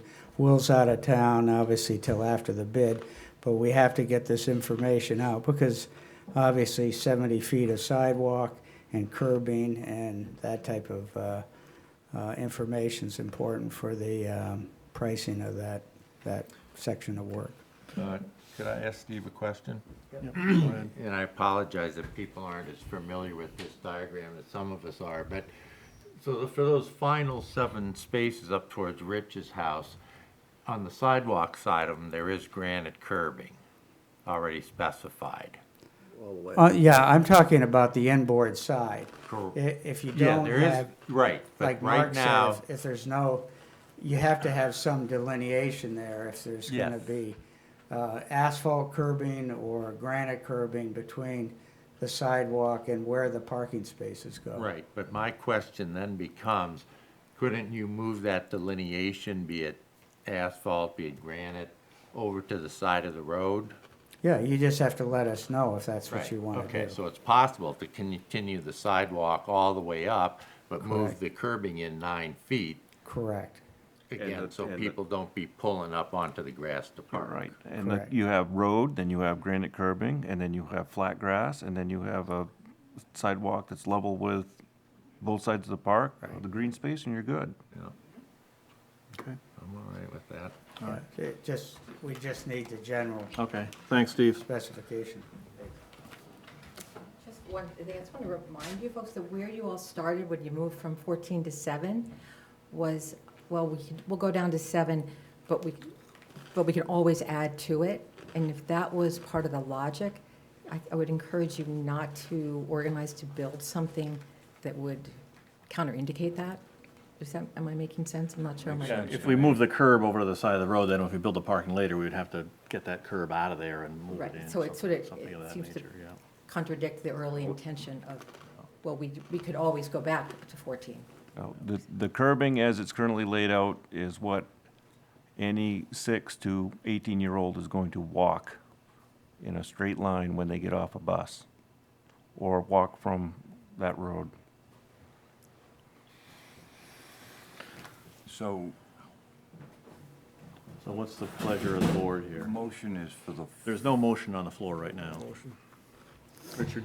Richard Anderson, 14 Lime Rock Street. Where's that? Common sense here for a second.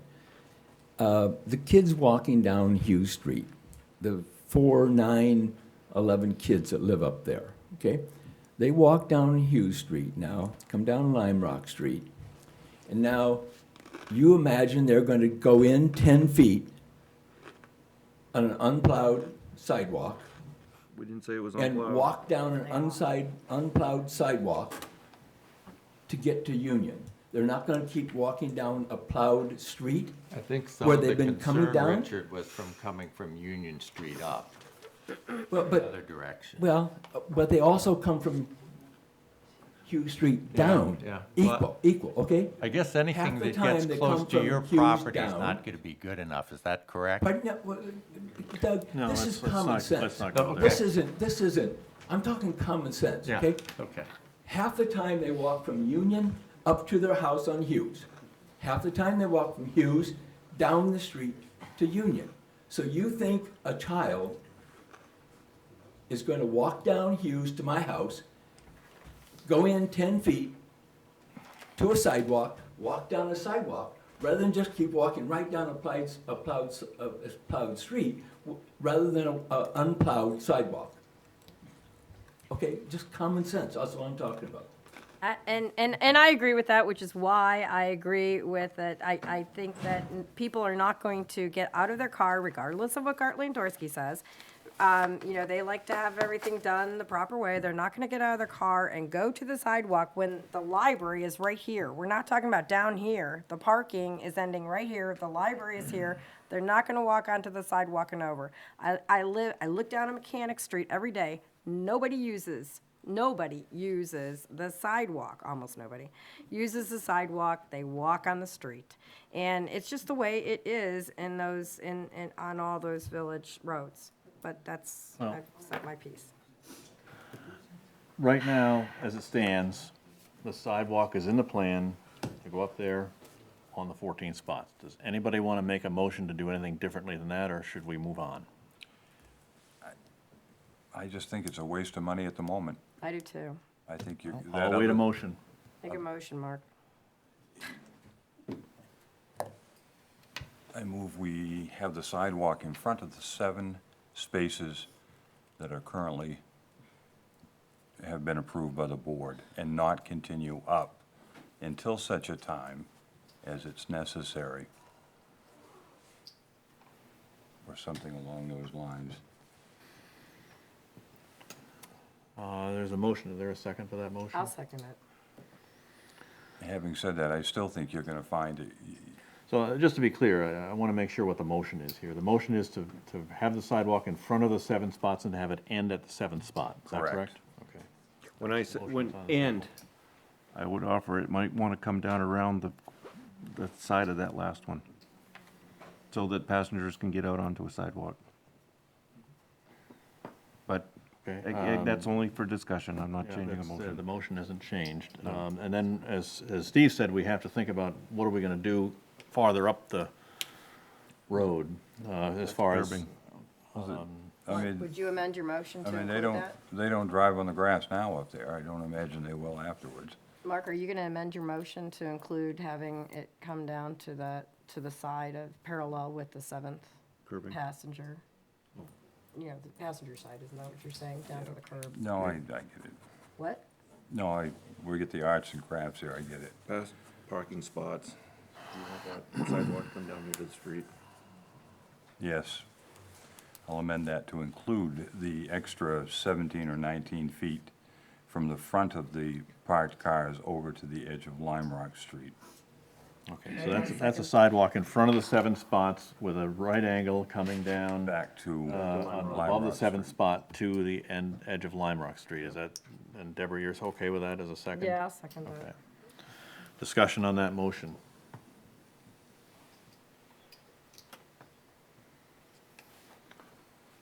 If there's no further discussion, then all in favor of that motion? Any opposed? Okay, we'll call the roll on that one. Mr. Kelly? Yes. Mr. Hamilton? Yes. Ms. Hall? Yes. Dr. Cole? Nope. And McKinley votes yes on that one. Okay, now, do we want to do anything with the road above that last sidewalk above the 7th spot there as far as, do we want to deal with that right now?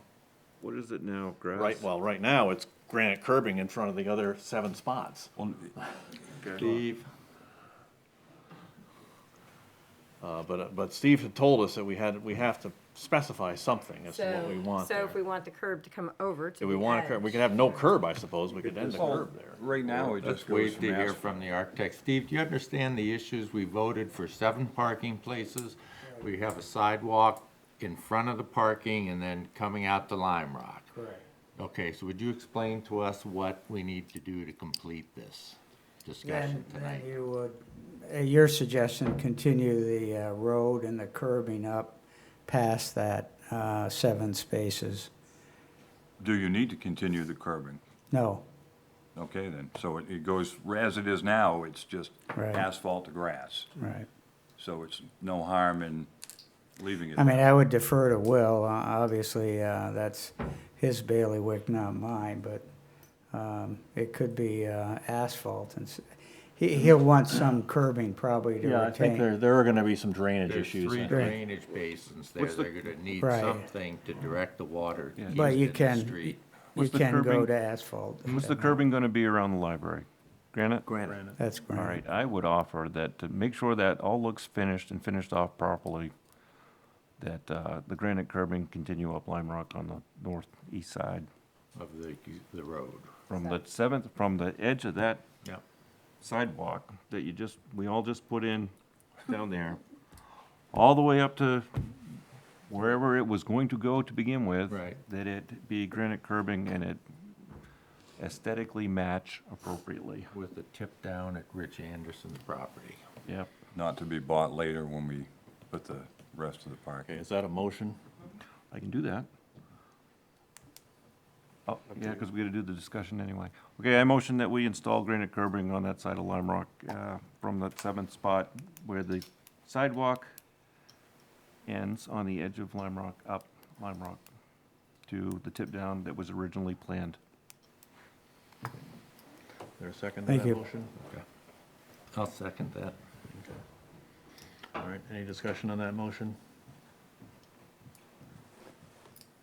All in favor of that motion? Hey, we're unanimous. Hey. Unanimous vote. Unanimous vote, 5 to one thing. nothing. Can we just do Unanimous it vote on for the hell of curbing. it? Okay, I think we have done about all we can do with that. So do you have unanimous votes that you need?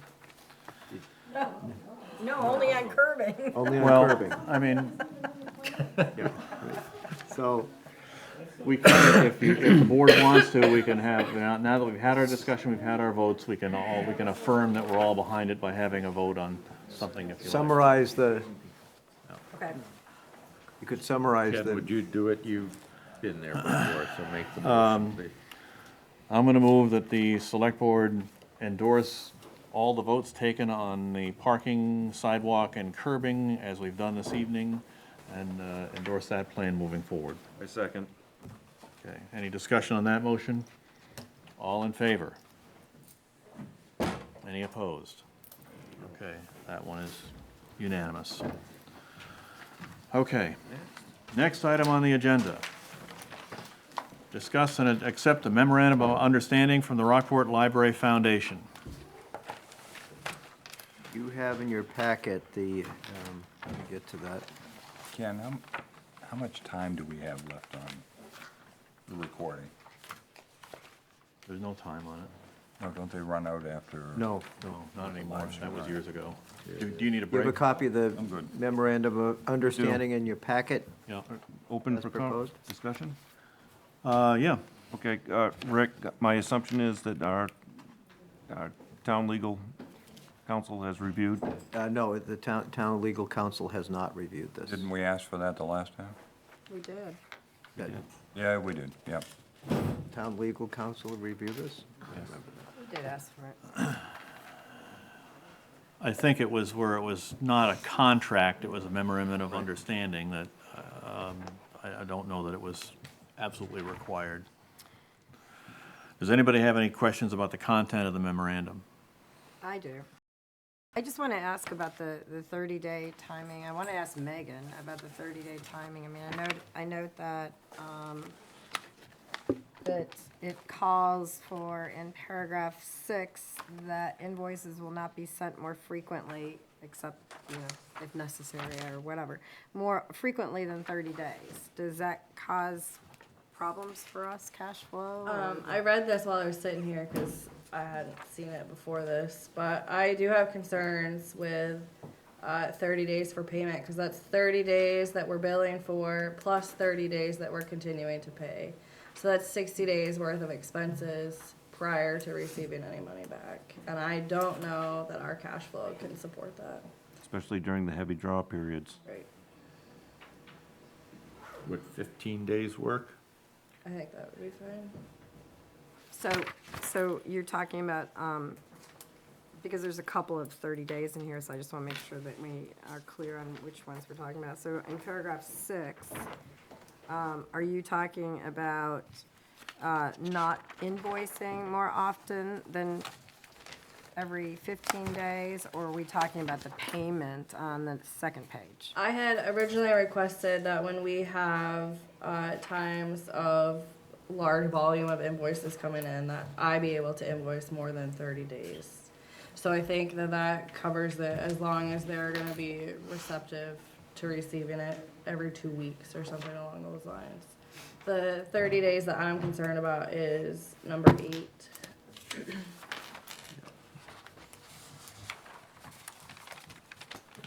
You'd like that to read 15 days Correct.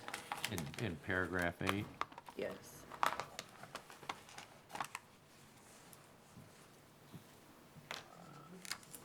Does anybody from the foundation wish to have any thought about this?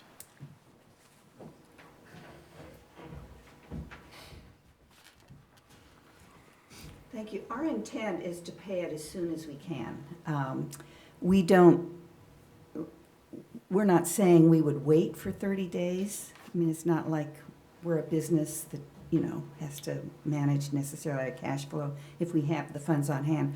Our concern is just being able to verify what the costs really are. So normally when it's, especially during what we will be expecting is more frequent billing because of the ongoing construction. Actually, there probably won't be many questions about that, but we would like the ability to make sure that the invoices match what we understand to be the actual building costs. Well, yeah, thanks, Joan.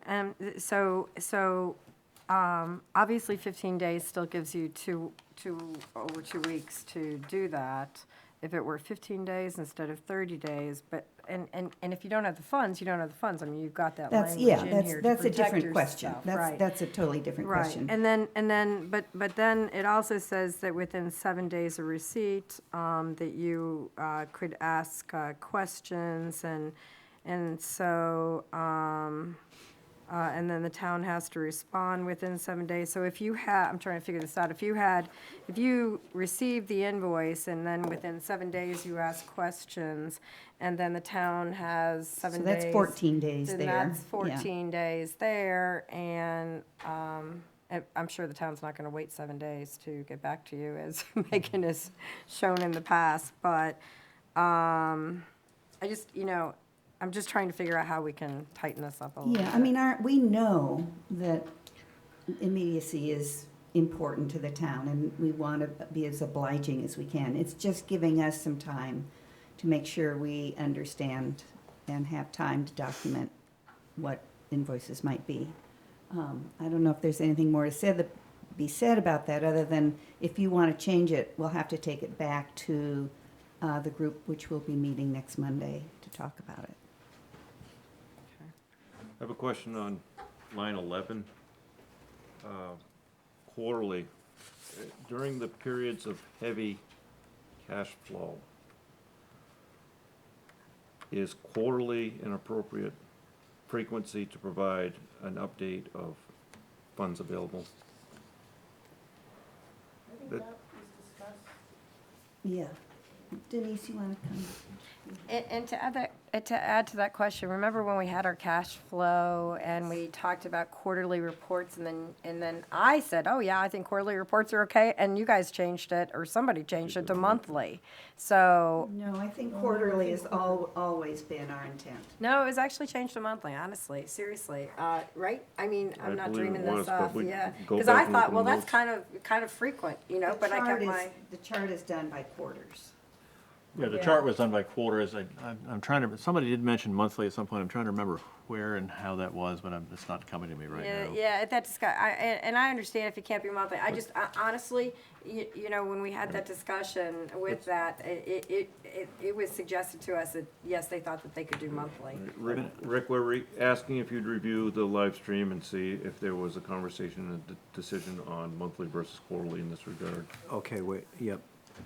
But, I mean, but now it sounds like even if there was a discussion about monthly, maybe you can't do monthly, is what it sounds like maybe, Denise? Or- I think maybe we could fix this with just some like communication. Like I'll keep, when they give their quarterly reports, I'll keep track of what I've invoiced them to keep like a on-hand balance. Yeah. And if we get close to that, and if it expended more than their on-hand, then I'll probably ask if they've received donations. Yeah, I mean, Since this is their an last open, report. we're a team about this. And Right. if you I always have, thought quarterly was if you okay. have questions about it, if we have the answers, we're happy to give them to you. Yeah. But I think having to report monthly Yeah.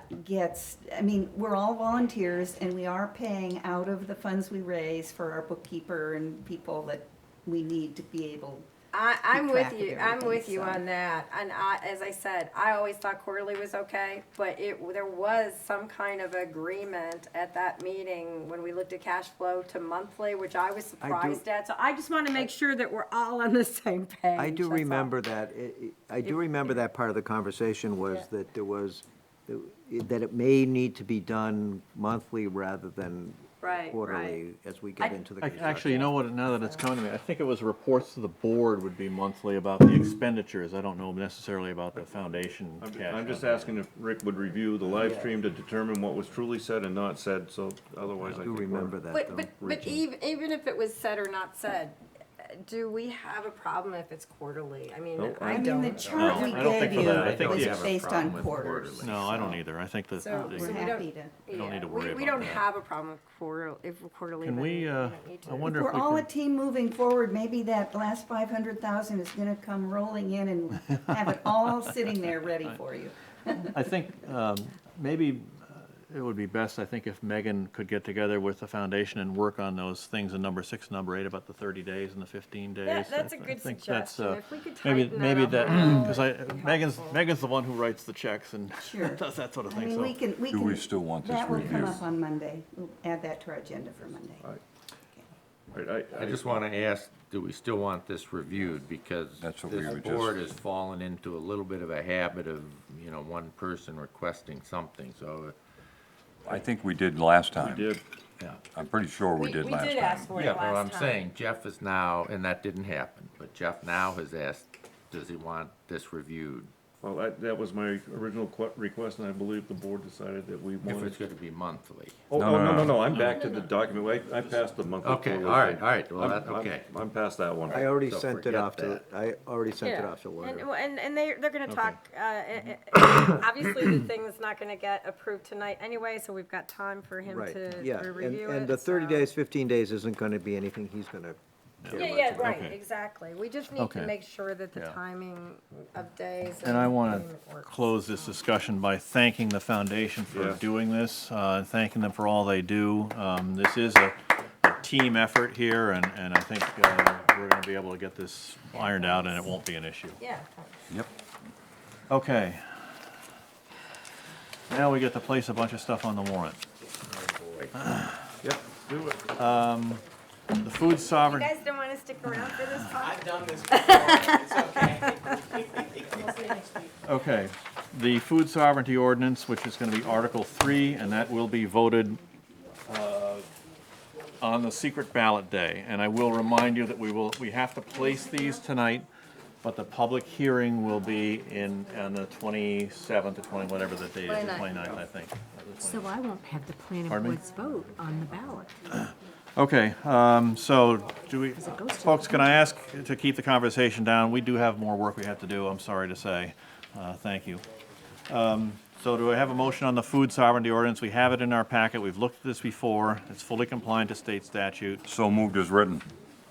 Item G. Where are we? Excuse me, item F. Okay, th- Can I, sorry, Linda just brought up a good point, that the planning board needs to meet this week if their recommendation votes are gonna be on the printed ballots. Because the ballots go to the printers Friday. Yeah, but these articles do not need they the don't planning need to be. board approval. yeah, That these- doesn't need to be on the ballot? the It does planning- need to this- be these on are the- not- These are not land use articles. These are not Sorry. land use articles, There are gonna be no land use articles this year. right, the land Okay. use articles So- are pulled off. Okay, so, do I have a motion here? To place F as written. Okay, to place Article 3 Oh, well, I'm as presented, okay. doing the letter. Is there a second? Second. Okay, any discussion on that? All in favor of placing Article 3? Sorry. Okay, that's unanimous. Any opposed? No, okay. And now we have to recommend on this. Typically in the past, instead of making motions, the chair has just asked how many, do we want to recommend yes or no? And if the board's comfortable with that, I think that's all right. So, is there any discussion on this before we go to the recommendation? If not, all board members who would like to recommend this article? Sure. Any opposed? Okay, that's a 5-0 recommendation. Okay. The next one is Article 4, the marijuana cultivation ordinance. I move to vote to place Article 4, the marijuana cultivation ordinance, on the June 2019 annual town meeting warrant as presented. Is there a second? I'll second. Okay, any discussion on this one? You hit the highlights of that one again for me. This is a situation where the town voted not to allow cultivation. Now, people have the right personally to cultivate by state law. They can grow 3 plants and 10 seedlings and 58 billion, whatever else they are, whatever. They have the results. There's a loophole in the law right now that this ordinance proposes to close, which says that if I want to grow my 3 plants, but I don't have a place to grow them, I can go over to Doug's house, and if he lets me grow them there, then he can grow them there. And basically what it ends up happening is you end up getting a de facto growing commercial cultivation operation. So this closes that loophole, Got right? it, and I only wanted to point out that, there's a typo in the, in the materials that we have, where it says nothing in the equal S ordinance, it's nothing in this ordinance is intended to Is it in the language of the, You know, there's so many pieces here, and Yeah. it's right here on section 4. I see it. I'll give it to Diane to fix. Yeah, okay, so we just need to make sure that that doesn't get, transferred over, and that what we're approving is this ordinance, not the Oh, equal I S see, yeah, ordinance. yeah, You know okay. what I'm saying? So, Okay. so we have a motion to place on the ballot, and it has been seconded. Any further discussion on placing? All in favor? Any opposed? Okay. Now recommendation, and I will say that we will have some people speaking against this ordinance at the public hearing. I've heard from some of them already who want to be able to do this, so. So with that in mind, all who would like to recommend Article 4 on the warrant? Any opposed? Okay, that's a 5-0 recommendation there.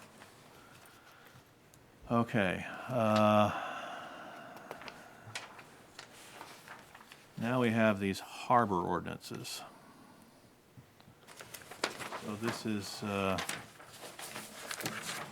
is the one on the resident definition. yeah, the resident definition, and there are 3 suggested motions here which we have to look at, and came out of a discussion that Rick and I had. The Harbor Committee provided the first correct me if I'm wrong here, Rick. I thought it was the Harbor, is it the Harbor Committee? This is ridiculous. The next two ordinance amendments are from the Harbor Committee. This came about from Linda's office, from the front office meeting, and we took it, if you remember, we took out, when we changed it to a taxpayer resident fee structure, our council suggested that we just take it out of the ordinance, the definition of resident. That proved to cause a problem when somebody came in with trying to pay a bill and needed to know what the definition of a resident. We can tell them, but we need to have some teeth in the ordinance to prove what is a resident and what fee they're going to pay really is the. Okay, the question I had here was, and I mean, I looked at this quickly, but I did go through the ordinance, which I have with me. I went through all of the harbor ordinances, and I didn't see any place where the word resident was used in the Used in the harbor fees. ordinance. Right. I didn't see it there. But I the didn't- fees aren't in the ordinance. It's a separate. Exactly, and so and so what I didn't understand, putting on my legal hat, I don't understand why we're defining a term in the ordinance that we don't even use in the ordinance. That's the highly That is unusual. that is a good point. The reason that the ordinance and the fee structure are different is because the fee structure is an annual thing, and the ordinance can last for years. That's why the 2 documents are Well, then, separate. why aren't we defining resident in the fee structure instead of in the ordinance? Refers to the ordinance, I Well, believe, the gives ordinance refers to the rate at which the There- person would pay the fee, and that's where it gets messy. Right, Yeah. I Go ahead. agree, yeah. Well, That's I the mean, problem. We see this in the sewer ordinance as well, where the definitions are in the ordinance, and the ordinance gives the authority for the select board to set the fees, and so the definitions belong in the ordinance. I don't understand that, because if you usually have a defined term in an ordinance or a regulation or whatever, because you use that term in that ordinance or regulation. That's a sort of definition of the definitions, is that you're defining what's in the ordinance. So what if we made it a separate ordinance? Well, no. Do we need to make it a part of an ordinance though? Because I agree. The ordinance gives the authority to charge the fees. Correct. The definitions in the ordinance refer to the fees, so the definition is in the ordinance, and that's okay, and that's the way it is in the sewer ordinance as well. The fees are separate from the ordinance, just so that we don't have to amend the ordinance every time we change the fees. What I'm saying is that if you're actually using the word resident in the fee structure, the fee rules, the fee regulations, that's where you would normally define the term that you're using is in that document, which means that you can just change it easily without having to do an ordinance I think that's probably one of the reasons why you want it in the ordinance, because you don't want it to change. You can change the fees, but you want the definitions in the ordinance. That's been my experience with these types of ordinances, that the ordinance Well- gives the authority to charge the fees and defines the terms under which the fees are charged, including the definition of those Okay, terms. I've never seen a statute that is set up in such a way that it defines a term that is then not used in the statute. It's just basic statutory construction. As a lawyer of 40 years, I've just never seen it. So that's why I'm asking the question. I don't get it. Just needed to find somewhere so we can have a Yeah, definition. of it. okay. Okay, well, okay, beyond that, so I'm trying to figure out, when I look at these suggested changes, I'm trying to figure out what is the issue that we're trying to address The now. goal of it is that we need to capture taxpayers, so, and also people that have resident. It used to be We defined wanted them as, to pay less fee, right? I mean, Right, the taxpayers, correct. The taxpayers Want the should, non-resident should pay like, right, should pay like residents Correct. and not the Correct. higher correct. fee. Okay. And so, and before it said the definition of a resident was you'd have to be registered to vote. I had a problem with that because you don't have to be registered to Before, vote to because qualify. But it No, was, yeah, but prior it used to be in. consideration. Yes. See, you got three groups of people in this whole thing. There are the non-resident folks, which have residence in towns like Hope and Union that have moorings in the harbor. You have people in the harbor or in the city, town of Rockport proper, who are non-residents in terms of state of Maine. However, they are taxpayers and pay real estate tax. Yep. And then you have the other group that live here, 365, and do Yep, both, okay? gotcha. And So, then you have the rentals. intent was that because someone is already paying property tax in the town of Rockport, that they should not be, or it was felt that it would be proper that they not be dinged for the non-resident fee Okay. and pay a higher rate, and that they would pay the resident rate. Okay. So the intent of this change is to try to clarify that so that it's crystal clear for anybody that needs to know. And to amend the ordinance such that it do that. And if we just said property taxpayers, it wouldn't capture rental. You don't have to own property to live here. So it has to be residents plus and/or taxpayers. And so this definition that's on the back of this page, this one that we have, because we don't have page numbers, which would be nice. Okay, so that definition, how does that definition marry up with the 3 bullet point definition we have on the first page? I actually haven't seen that. You haven't I seen that, proposed Rick? Well, that. I think what happened is, we looked at the three bullets that were there, and we had a problem with seasonal place of residence, I just got because that. that was a squishy term. Yeah, I got that.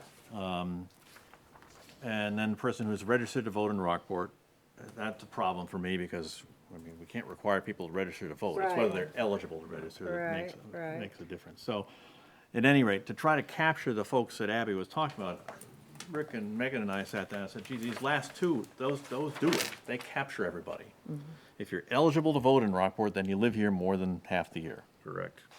If you are a property taxpayer, except for then, we gotta leave out the timeshares, because that's Right. another ball of wax or Yeah. whatever. So this Okay. catches, so it makes it a little, in my opinion, makes it a little bit cleaner to have it that way, instead of having these three things I at the top totally here. agree with you on that. So the definition that's on the back page of this, under the Article 5 proposal, That's the works for one, me. yeah.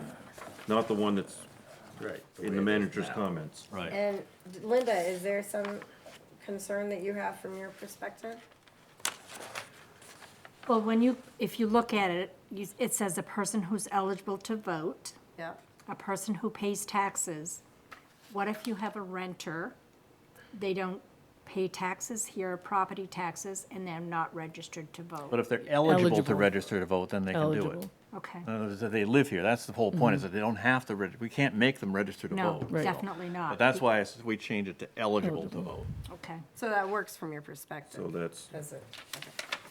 Okay, I'm ready to vote. I just think that this doesn't need to be in the ordinance, but that's okay, I'm not gonna hold everything up. So Rick, which of these motions do we need to do here to get to this end result? I think you did, or seasonal, you want to take that out, and you want to add, Well, I'll try it. Let me try it. you want to add or seasonal. Try it? and re- Yeah, go ahead. All right, I move to vote to recommend Article 5, an ordinance amending the Town of Rockport's coastal waters and harbor at Section 202 on the June 2019 annual meeting warrant to be amended to include the definition of resident for the purposes of the harbor ordinance be at least one of the following: a person who is eligible to vote in Rockport and/or a person pays property taxes in the town of Rockport. Excluding timeshares. Excluding timeshare Right. owners. Okay, That that was works a for long me. one. Do I have a second? Second. Okay. Linda, did you get that? Yes. Okay. Thank you, Linda. I should remember it. Okay, any discussion on that? If not, all in favor? Any opposed? No, okay, and now we have to recommend that one. All in favor of recommending that article that we just did? Yeah, no, I had it up. Good. Any I opposed? just wasn't Okay, looking that's at the a rest 5-0. of it, how long you were gonna That hold was a your hard hand one up. for you. Okay, the next one is another harbor one. Please, by the way, if I skip something, let me know. This is, which one is this one? This is the Article 6, which is all the stuff about mooring specifications and chain and all that kind of stuff. Want background on that? Between Abby and I, we can do all that. Are you good? I think I'm good. I'm good. You didn't want to get into the diameter of top chain versus pennant size and length between bow pulpit and beam water line? We did all that. We did all that part for you. All right. Well, in that case, I guess I would move to vote to place Article 6, an ordinance amending the Town of Rockport Coastal Waters and Harbor at Section 503.1 on the June 2019 annual town meeting warrant as presented. Second. All in favor? Discussion? All discussion, okay. That's- Real quick, would you want to talk about the implementation plan over time? Yes, over time. So this will be grandfathered, so any new moorings that are placed, any problems, if there's any issues, if anybody has too much swing room and I deem their pennants too long, that they must comply with the ordinance. If there's anything that comes up. But any new moorings that place will comply, and anything that's not in compliance, that is in direct conflict, will be Okay, forced so to what comply. we're saying is we're not going to go out and pull up every mooring in the Measure. harbor and make it look like this. Unless there's a problem. And That's an I'm important- assuming Dallas and everybody are They were happy. all, they came to a Been meeting. involved. Right. Right, but that's an important part of the implementation of this. Right. Okay, all in favor of the motion to place? Any opposed? Okay, on recommending, all would like to recommend this article? Any opposed? No, okay. Okay, where are we here now? Article 7, which is 7. leaving the boats in the water. Yeah. Yep. I move to vote to place Article 7, an ordinance amending the Town of Rockport Coastal Waters and Harbor at Section 507 on the June 20th, 2019 annual town meeting warrant as presented. Second. Okay, any discussion on that motion? If not, all in favor? Oh, there is discussion. trying here. You know, once again, this gets into enforcement. You know, we've never wanted to take possession of any boats in the harbor, no matter what. So when there's a boat out there now after December, on December 2nd, what are you guys going to do about that boat? Do everything we can in our power in the ordinance, which we can sink their mooring, we can do. Yeah, you yeah, know, what are you going to do? Just like the other ordinances we have, that where we can take possessions of boats and We're going to do we do want the best of our to own a boat? enforcement. To tie it up to our own dock? No, but we also don't want it to sink. We want to do the best we Yeah. can to allow, to have something to say that somebody's looking at this boat and deeming whether or not that it should be left in all year. And if it's not left on all year, it's completely, it's already completely on them. But it just gives us one more step in saying, look, you know what? Nobody's agreeing, nobody thinks that your boat is seaworthy to be there. Then you go through the steps in the ordinance, which may in fact be owning a boat. And then we'll just have to deal with it. And I'll come in front of you all and say, we have this boat, we need to get it hauled, and we're going to be into it for such and such of money. I mean, it may come to that, yes. And I always try to avoid that because that's the last thing we want to do, just like a house. Sure. But if it comes to it, we would do it if it were a risk to. In this ordinance change, the harbor master determines whether that boat stays in the water or not. The way it's written. I mean, she's gonna go through the They whole can go to seaworthy Camden, I mean, they thing, can do access, anything, they don't have all to, that stuff. you know. My assumption is that if you say, no, it's not, you're gonna tell the owner, and you're gonna tell them, it's coming out of the water in X number of days, deal with it. Right. Who pays for that? Well, the that's, hauling? That's why we or what wanted you a do is you contingency. haul and you pay for it, and you you invoice the owner. If they want their boat back, they'll pay it. For the And part. who's liable for the boat when they're hauling it? That's all the, and everything? that's all we the are. ugly We are. details. You're right. It was always my understanding that, because we had talked years ago about a boat that was on the mooring, and nobody ever wanted to take it from the mooring and put it anywhere, because we are responsible for it from the time we untie it Yep. forever until somebody else takes possession of it. But I understand the intent, Right. but, it's just one of these things that, gets gets memorialized on paper, and then We don't nothing do it. ever comes of it. And Jeff and I were a proponent of putting in, if I may, a contingency fund, and we were looking to do reserve. A reserve doesn't really match that for exactly these instances where we do have to take possession, where we have a corresponding revenue that we may get back in litigation, but we may have to expend some to enforce it.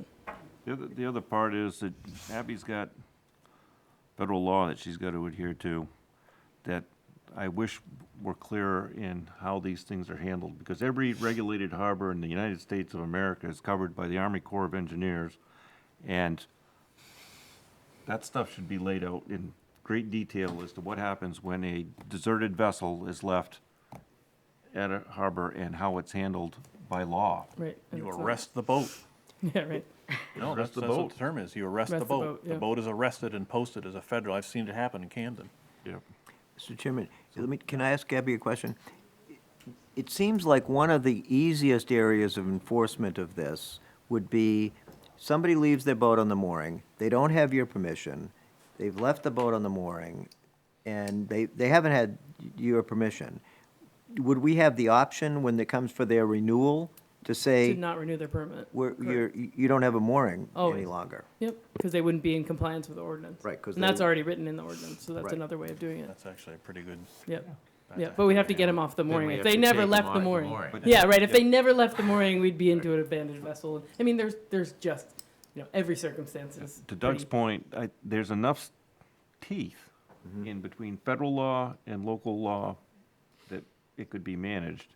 But the concerns are, once you got it and the boat's under arrest, who's responsible for it, who's liable for it, et cetera, et cetera. Those are things that And it you costs wish, money. Yeah. you wish were there, and you're gonna pay $1,000 for a haul out and whatever it's gonna be, but this goes at least one step closer to resolving the issue. Right. I get the Okay, intent. so the motion is to place the article. Any further discussion? If not, all in favor? Any opposed? Okay, on recommendation, all in favor of recommending? Any opposed? Okay, it's a 5-0 recommendation. Okay. Did we just do that? That was 7. That was 7, I think. You have 8 coming up, the polystyrene one? Oh, yeah. Okay, so, yeah, this is 8, which is the, Polystyrene. oh, yeah, the polystyrene floats, okay. This is for anything constructed after July 1st, 2019, Or replaced, constructed or replaced. Again, existing gets grandfathered. Right, okay. So have a motion to place here. I move to vote to recommend Article 8, an ordinance amending the town. of Place, Rock- place. You're ahead of yourself. Oh, to place Article 8, an ordinance amending the town of Rockport Coastal Waters and Harbor at section 609.1 to establish requirements for encapsulated polystyrene flotation on the June 2019 annual town meeting warrant as presented. It's actually 601.9. Yeah, I heard, yeah, 601.9. 601.9, I'm Yeah. sorry. Is there a second? I second. Any discussion on this? If not, all in favor? Any opposed? Okay, on recommending, all in favor of recommending? Okay, any opposed? No, that's a 5-0 recommendation. Okay. Article 9, which is the land exchange At the fire for the station. West Rockport Fire Station. Oh, yeah. Yeah. I move, you want to take a break, or you? Yeah, sure, you go Okay. ahead. I move to vote to recommend Article You 9. got to place first. Yeah, my motion says, a move to vote to place, okay. yeah. Okay, I move to vote to place Article 9. The sale of a portion of town-owned land located at map 018, lot 077, on the June 2019 annual town meeting warrant. Is there a second? Second. Okay. Any discussion on this motion? Yes, I'd like to make an offer of $2 for that property. Is it yours? Well, Yeah. then I'll sell it to Nelson for $500. What do? You know, you've got an offer. Okay. All in favor of the motion to place? Aye. Any opposed? Okay, on recommending, all in favor of recommending Article 9? Any opposed? Excuse me.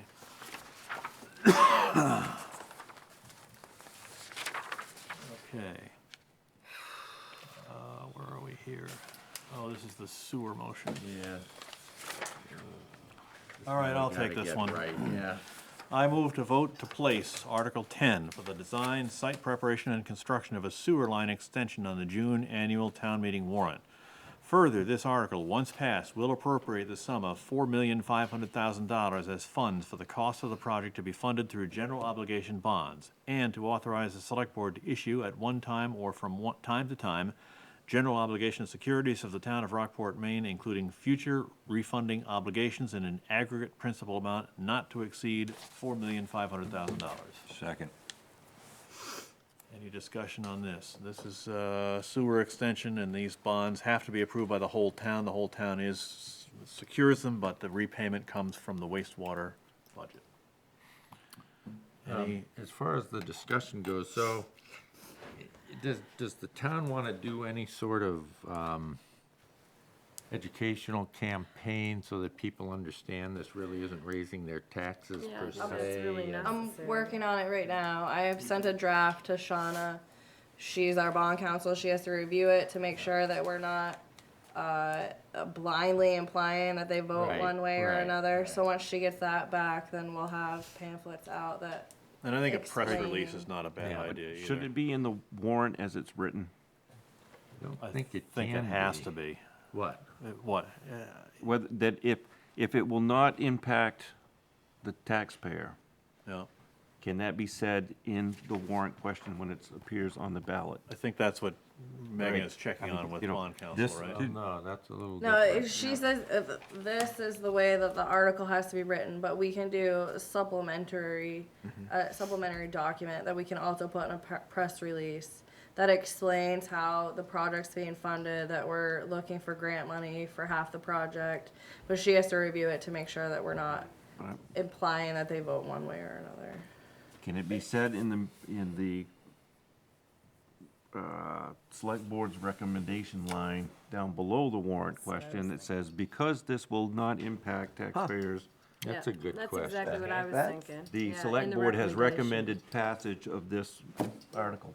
I'm just saying no. I would doubt it because Yeah. to me, that's still swaying the Okay, voters. that's fine. Well, and I think the other thing too is that It's an interesting the approach. taxpayer is taking on some risk here. It's very, very small, but it is some risk. If the wastewater department goes belly up, Right. can't make the payments, the town is on the hook for it. That's what the vote is for, basically. Now, that's never happened before, and the wastewater has the ability to charge their users or whatever, but if they had some kind of financial catastrophe, then the town would be on the hook. I'm just looking at this and I'm thinking, without some level of clarity that the entire voting population has, because we've learned this issue of recent, of exactly what it is they're voting on, they're gonna see a $4.5 million bond, and they're gonna migrate right to, I gotta pay for it. If they don't understand it, they vote no. Correct. Well, that's why I but- think, a press release or some kind of, we had to do that with the infrastructure bond Yeah, several years ago. we've done this before. I'm just thinking, anything that we can put on the ballot itself, because I'm, again, going back to our recent, anything that you can put on there that provides clarity without swaying one way or another, it's legal within the state of Maine laws of all things warrant writing and ballot Yeah. language. I agree with that. And so, I mean, is there a way that we can say that based on whatever language we get back from council, and we ask council if we can put that as part of the recommendation, that same I language? can reach out to that Shauna right now. That we do that? We might be able to, we might not be able to, but I'm trying to think of how can we make this crystal I will clear. reach out to Shauna right now. I struggle with the same thing, is that, putting clarification on the bond language is helpful, because people don't, it's so complex, they don't understand what they're voting on. Even as something as simple as perhaps having something, TIF monies and grants are paying for Yep. the project. Well, yeah, you gotta be, Yeah, I know. She's whatever very they will allow conservative. us, I think we can just, because that ballot has to go to the printer, this week, right? It's going to the printer first thing Friday morning. Yeah. But you're, I'm sorry, but Yeah. you're getting some, they're working on some language for us that we can say publicly, right? And so Right. then the question becomes, whatever that language is, Rick, can we then put it under our board recommendation or whatever? And if we can, then maybe the motion would be to include it. I'll check if with MMA. council says we can Skip do it. on, well, maybe we'll get an Yeah, answer that's back a good from point. Shauna before we Today? finish up. No, you won't get an No, answer you from won't. Oh, I Shauna thought today. you- oh, I Oh, thought I'm gonna you send were it to, we'll texting get her an right answer. now. No, we'll get an Okay, answer all back. right. Do we need to, or can we make a motion that, along those lines? I think what we would have to do is we have to make a recommendation vote. It just has to be a Right. straight vote. I think after that, we can make a motion that says something to the effect of, whatever bond council determines is Right. appropriate language for clarification of the motion that we agree to put on the ballot or something Right. like that. But I have never, in all my time, seen any recommendation as you're suggesting. And if you even put, like when we're voting on the town office, a library or whatever, you can't even have a rendering, a drawing, anything in the front office when they come through, because that can be considered swaying the voters. You have to be really careful. So I would be amazed if they would let you do that. Let's see Well, what she says. I think, like I say, the thing to do is have we placed this yet? I don't think we have. No, I don't think we have. Okay, but the motion is made and seconded, so are we ready to vote on placing? Okay, so all in favor of the motion? Okay, no, any opposed? No, 5-0. So now what I would suggest is that we take just a straight recommendation vote, and then we can talk about what we want to do Okay. after that. So, all in favor of recommending this article? Okay, so that's a 5-0 vote. Now, if we want to put it in terms of a motion, we could, somebody could make a motion to something like just, that the select board approves explanatory language as approved by bond council or something like that. If and as approved. Did you have something you wanted to say? Or make a Probably, but motion? I get blurry. Whatever we can do legally to help clarify and be transparent about whatever aspect of this, that there's only 20 people that know that this isn't gonna cost the taxpayers a penny a Okay, mill. so I move that we consult with council whether we can put explanatory language in the recommendation, and that we do so consistent with council's recommendation. Second. Okay. Got that, Linda? Okay, basically what we're saying is, if the lawyer says we can put something explanatory in there someplace, then we will Yeah, do it. right. And so the select board is giving their authorization for Rick to and Megan to do that. Right. I think. Is that, Need to vote on that. So- everybody understands it? So let me ask, so we're gonna go with whatever Rick and Megan want to put there, or are we going to have the The verbiage? council is gonna Council's come gonna up do with. that. They're gonna, we don't have time unless we meet again Okay, this week. no, that's right. So the council will come up with the language and whether or not we can put it in It's there. gonna be squeaky clean if it comes from Shauna, right. we know that. Shauna's pretty conservative when it comes to this And, stuff. and outside of that, we'll have to do a little bit of publicity on So this. we had a too. first Okay, and a so- second. Yep. Yeah, so all in favor of that motion? Yep. Any opposed? Okay. Just quick thought, does it make sense for us to put together some kind of a explanatory document on each one of these as to what the key points are? So I sent a document to Deborah because she asked something very similar. What I've done in the past is I take all these warrant articles and then in like a colored and then italicized, I like break down what the actual, like for these ordinance amendments, I would put a brief description of what the ordinance amendment is.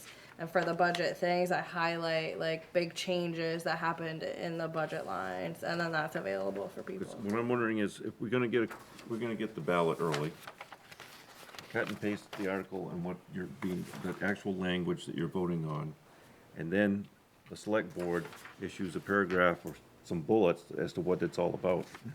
So we have to translate the legalese in a ballot to, this is what we're doing, or why it's on the warrant, why we're doing it, and what the issue is. Otherwise, I can people have may or may not know. a draft ready for your end of April meeting that you guys could review. Yeah, we can send out the one that we did last year. I sent it to Deborah. Because, for example, the harbor ordinance, why are they changing resident definition? Well, the reason is so that tax-paying, real estate tax-paying, people in Rockport are paying the same rate as a regular Rockport resident, because that's the right thing to do. Without that, that's the right thing Yeah, to do. we won't leave that part out, we'll imply it. All right, I'm done. Okay, we're now on to the budget articles. We have to place and recommend each one of these. The council has told us we do not have to read them because we do have the warrant available for anybody here. Do you have the amended versions? I don't know, but I do have a point of order, Mr. Chairman. Yes. Since Mr. Hamilton's wife is on the payroll for Article 11 and Article 12, he cannot vote on those. And the question is, can he also vote to place them? He cannot vote to recommend them. So you've got them all grouped together. You're going to have to split them. You are correct. And I, Can't. He just can't vote on it. but I can abstain from that vote. Yeah, you can't take 11 and 12 and then vote on the others. 11 and 12, and there may be a revenue article too later on. Correct, thank you. No, yeah, I try to remember that each time, but. Okay, That's how I might have forgotten. so, and there is an article, for example, Article 11 has some things written in pen on it from, okay. Well, then what I'm gonna do is, wherever there's, and there's just a couple of them that are changed, this has to do with the budget changes we made in the workshop, I am gonna read those out. So for Article 11, for those who have the budget in front of them, the items that are changed are item B, which goes from 322,110 to 332,060. And I don't know why that's not an even number, but, Because you added something and then removed something. oh, that was there must have been It some was payroll issues. $5,050 for the intern. Oh, okay, I guess and I then- didn't realize that, I thought that was an even 5,000, okay. So at any rate, yeah, that's adding 15,000 to the town manager contingency fund and taking $5,000 out of the intern, because we can't get the intern. And that makes the total $1,482,348, just to be totally clear on that. So that's Article 11, so I would entertain a motion to place Article 11. I move to vote to place Article 11 on the June 11th annual town meeting warrant as Presented, actually, because we have it here. as presented. Right. Does, The amendment. no, I'll wait till the second before. Okay, is there a second? A second. Does Any that, discussion? does that include the 15,000 that we, Yes, that's that's the that's written? this right here, yeah. Okay, And it also removed the 5,000. 5,000, And some okay. change for the intern, yep. Okay. All in favor of the motion? Mark? You're not in favor? my hand, just like the budget committee, didn't go up. Okay. All opposed? Okay, and we have. One abstained and it- Abstention. So that's, Purposes of we do eliminating need to any call a perception roll of on that conflict of one. interest. So, Mr. Kelly? No. Okay, Mr. Hamilton? Abstain. Ms. Hall? Yes. Yes. Dr. Cole, yes, and McKinley is yes. Okay. Article 12. Need a motion to place. Actually, hang on a second, did we just, did we place You were that? just placing. Place it, okay, so now we have to recommend, sorry. I move to vote to recommend Article 11 on the June annual town meeting warrant as presented. Second. Okay, all in favor of recommending? All opposed? And One abstaining. abstain. Okay, call the roll again. Mr. No. Kelly?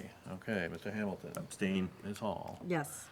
Dr. Cole, 4, and McKinley is 4. It's 3-0-1 on that one. Okay, Article 12. I move to vote to place Article 12 on the June annual town meeting warrant as presented. Second. Okay, any discussion on Article 12, which is general assistance for those watching at home? If not, all in favor of placing? You can't. I can't, no, this is general assistance, though. Yeah, you're- Oh, is it in there? Or is it Yeah, over it's- that's in there. Thank you. Okay. Any opposed and abstaining? I abstain. Okay, that's a 4-0-1 with Mr. Hamilton abstaining. I moved to vote to recommend Article 12 on the June annual town meeting warrant as presented. Second. Any discussion? If not, all in favor of recommending? And down. It's down. Any opposed and abstaining? 4-0-1. Helen, do I abstain from this one? Well, actually, Okay, we're good. can we, I needed the break anyway, thank you. You'll get used to it. can we group them, or do we have to go one by one, Rick? I think you should go down them one by Okay, one. we should, yeah, I think we should. We're not reading them Well, this you're year not reading anyway. the whole thing. Yeah. Okay. I'm going to ask for a motion to place Article 13, and so move is fine. So moved. Okay? Is there a second? Second. Okay. Any discussion on Article 13, which is public safety? If not, all in favor of placing? Any opposed? 5-0. Okay, on the recommendation, all in favor of recommending? So moved. Just going to do them with this. All in favor. 5-0 on that one. Okay. I'll ask for a motion to place Article 14 as presented. So moved. Here a second? Second. Okay, that's Article 14 is Public Works. All in favor of placing? Any opposed? 5-0. Okay, on recommending, all in favor of recommending? Any opposed? 5-0 there. Okay, Article 15, which is Culture and Recreation, I'll look for a motion to place. So moved. Second. Any discussion on Article 15? If not, all in favor of placing? Any opposed? Okay. And on recommending, all in favor of recommending Article 15? Any opposed? No. Okay, so that's a 5-0 vote. Article 16 is long-term debt payments. That one does change from the printed. The new number is $190,448, and that has to do with the idea that the library bond first principal payment will not happen during this budget year, thanks to the bond bank making a decision there. Okay, I look for a motion to place Article 16. So moved. Second. Any discussion? All in favor of placing Article 16? Yeah. Any opposed? No. Okay, on recommending Article 16, all in favor of recommending? Okay, 5-0 on that one. Article 17, the county fees. Look for a motion to place. So moved. Second. Any discussion on this one? If not, all in favor of placing? Any opposed? On recommending, all in favor of recommending? And 5-0 on that vote. Article 18, which is cemeteries. I'll look for a motion to place. So moved. Second. Moved and seconded. Any discussion? Remind me with special assessments? That is for tax bills. The what? Tax bills. For us to send out, that's what it costs us to send out tax bills. It's funny that it's grouped with cemeteries. Yeah. The only thing, Taxes and debt. right. There you go, the Good two enough. certain There we things, go. right? Made the leap. Yeah, taxes and dust. All in favor of placing? Any opposed? Okay, on recommending Article 18, all in favor? Any opposed? Okay. Article 19, this is revenue. And there are some changes in this one, so I'll read this out. The changes are in A, general government. That new number is $1,223,625. The new total is $2,177,434, and that change is because we don't have the intern, we also don't have the reimbursement from the wastewater department for that, so that's the change there, about $5,000. So look for a motion to place Article 19. So moved. Second. Any discussion? If not, all in favor? Any opposed? No, okay. Recommendation on Article 19, all in favor of recommending? Any opposed? No, okay. Okay, that's the budget articles. The articles moving on forward are housekeeping articles. Article 20 has to do with transferring unexpended balances to the fund balance, et cetera. Everybody has it in their copy. Look for a motion to place Article 20. So moved. Seconded. Second. Any discussion? If And not, these are the articles that the lawyer said we did need to do individually every time? Yeah, yeah, Okay, all right. I asked. these Yep, are, okay. every year we do them. Yep. Okay, all in favor of placing? Any opposed? Okay, on recommending, Article 20, all in favor? Any opposed? No, okay, Article 21. So moved.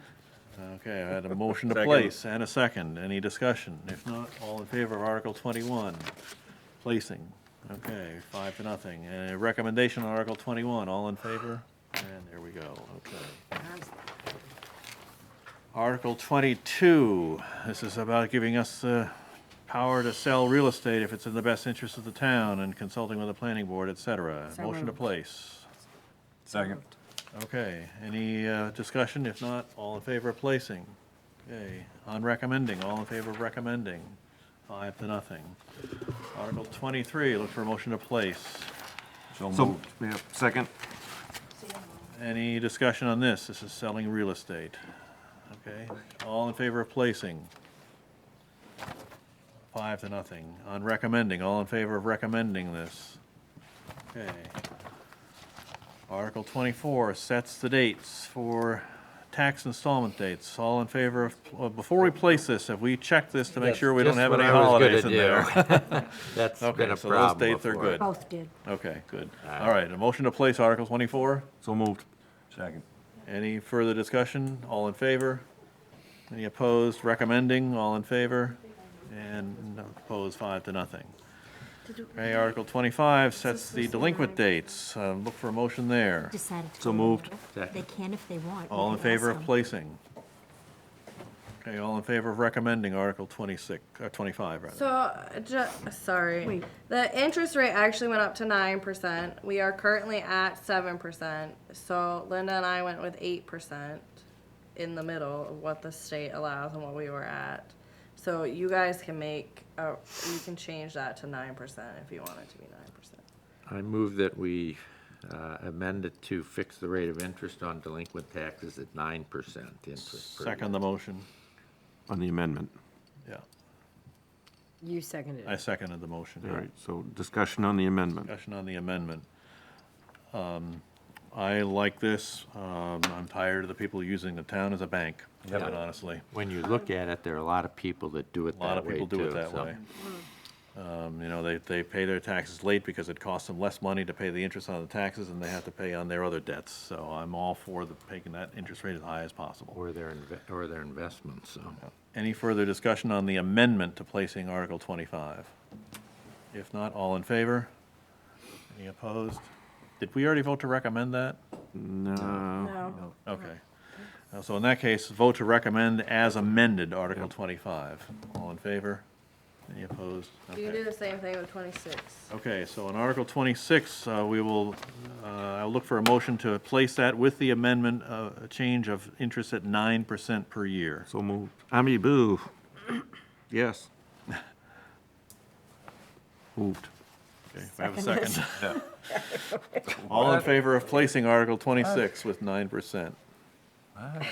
Any opposed? No. Okay, recommending Article 26. Okay. Article 27 allows us to accept gifts. I'll move motion to place. So moved. Second. Okay, any further discussion? Placing Article 25, all in favor? 27. 27, sorry. 27, Mark, you up? Yep. Okay. And voting to recommend Article 27. Okay. Yep. Okay, 5-0 there. Article 28, conservation easements. Motion to place Article 28. So moved. Second. Moved and seconded. Any further discussion? If not, all in favor of placing Article 28. Okay, and recommending Article 28. Okay. Article 29, tax liens, et cetera. Motion to place? So moved. Second. All in favor of placing Article 29? Okay, all in favor of recommending Article 29? Okay, there we go. Article 30, about boundary line agreements. Motion to place? So moved. Second. Okay, all in favor of placing Article 30? Any opposed? And recommending? All in favor of recommending? 5-0. And Article 31, the famous tax club article, which I'm glad I don't have to read this year. So moved. Second. Okay, it's been moved and seconded to place Article 31. All in favor? Any opposed? Recommending, all in favor? Good on that one? Okay, all opposed.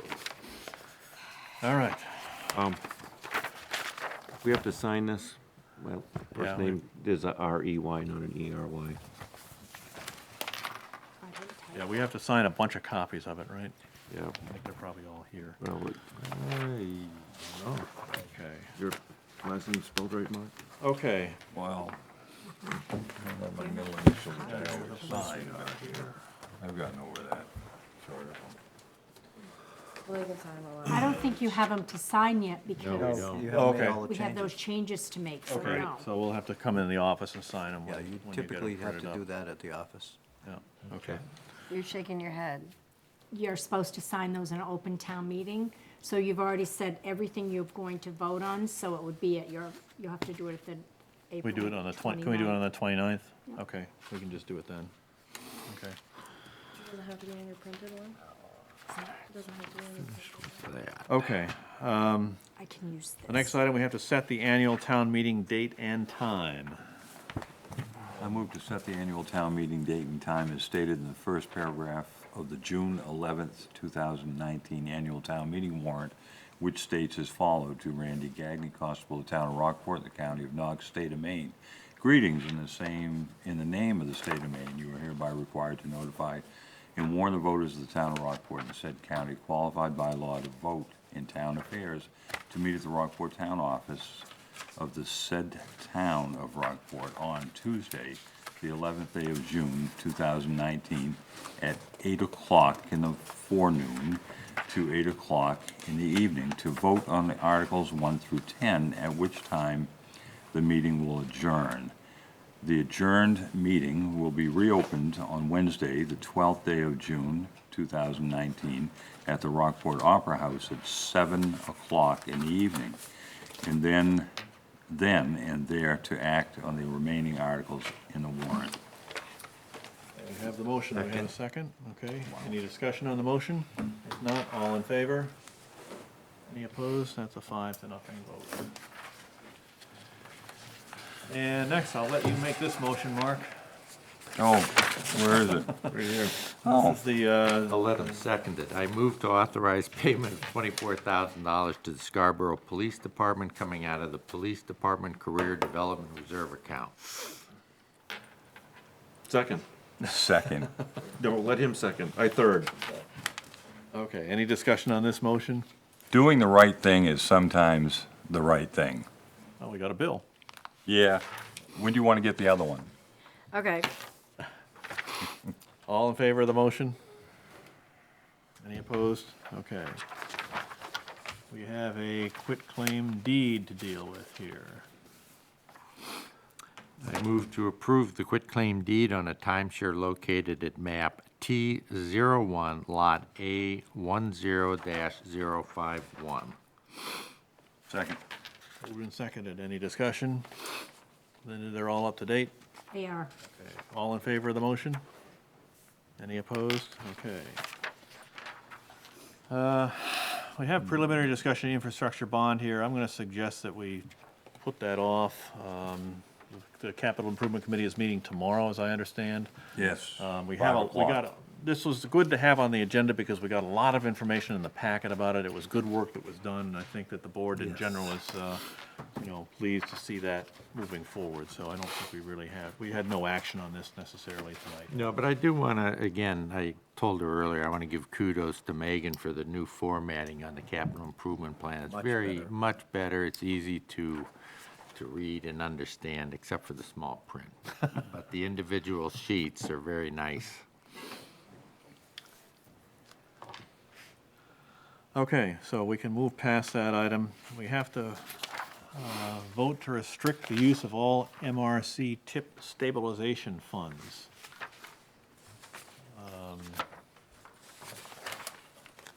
And this is something that the Midco Solid Waste Board is asking us to do. We've already had town meeting votes where we basically did this, as I understand it. But it's belt and suspenders, and that way we'll all have the same.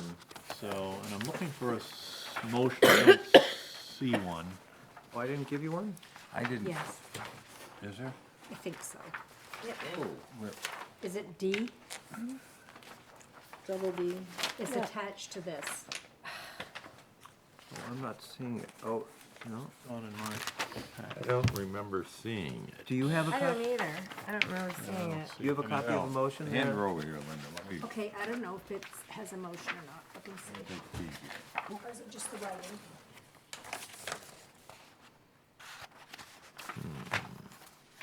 For 27, was that it? Rick, I thought that we were all doing the same motion, Yeah, right? They gave, thought the I executive gave you committee that. direct, we can't just Yeah, I wing it on the forwarded that. motion.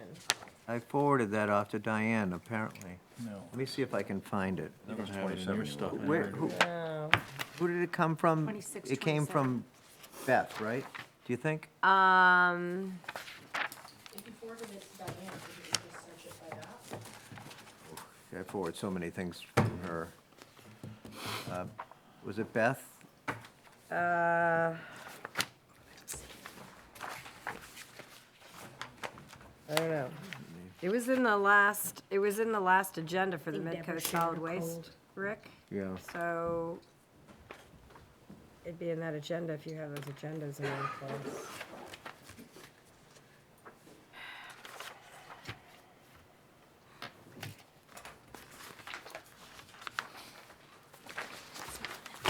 We can move on while Rick looks for it, but I don't, Rick may want to be in on these other discussions. Well, it wasn't it wasn't was it time sensitive, Rick? I don't recall it being time sensitive because we No, weren't I don't doing a town remember it meeting being thing. It's not time sensitive. Why don't we just put it on the April 29th and find it? Yeah, that makes sense. If we don't have to do it tonight, then we'll just make, because if the motion is critical, then we should make sure we get it right. Yes, right. But it's the sense of the board that we will pass that motion, I think, if Midco Solid Waste asks. It's just a housekeeping issue that we didn't have it tonight. Okay. I find it, oh. Need a motion to go in session as wastewater commissioners. So moved. Is there a second? Second. Okay, all in favor? Opposed? Okay, we're in as wastewater commissioners. We have information on the wastewater I&I study. And we have we don't really have to vote on any of this stuff, I don't believe. We have to approve the letters Well, or something? we or- wanted to, when Megan and I and actually Scott talked about it, we just wanted to make sure that the select board had the letters so that, when somebody gets a letter and screams at you about getting a letter about something, that you're aware of what's going on. Megan drafted this letter. Eventually, the ordinance does allow us to fine people if they don't comply, but we're not gonna, we don't wanna open the conversation that way.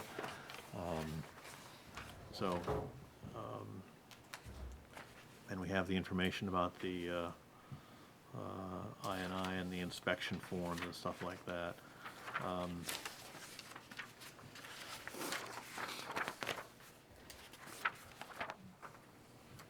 So there's a bunch of stuff here, and like I say, there are no votes required in this, but it was just mostly to bring it in front of the wastewater commissioners so that we know what's going on. Megan and I looked through the sewer ordinance the other day to make sure that we have the authority to do all this stuff, and we do. There's a section in there that gives the wastewater commissioners authority to enter people's property at reasonable times, things like that, that's stated in there. And it is in the ordinance that, and for anybody who's watching at home, it is illegal to have a sump pump, roof drain, or a floor drain, or anything like that going into the sewer. That's the I&I issues that we're talking about here. So if, and some people may have done that because it's easier, so you don't want the sump pump running across your driveway or something like that, well, I'll just put it down the sewer. But you can't do that. And so that's what we're looking for, is to find situations where that's occurring, where a roof drain or something like that is entering the sewer system. That's fresh water that we treat, and we pay for it dearly. To the tune of 100 and what? $46,000. Yeah, $146,000. $110.28. How many gallons are we looking for in a year? Was it 1.8 million or We're looking something for like that? 18 million. 18 million, oh, yeah. That's a so- lot of. This from? That's from Audra.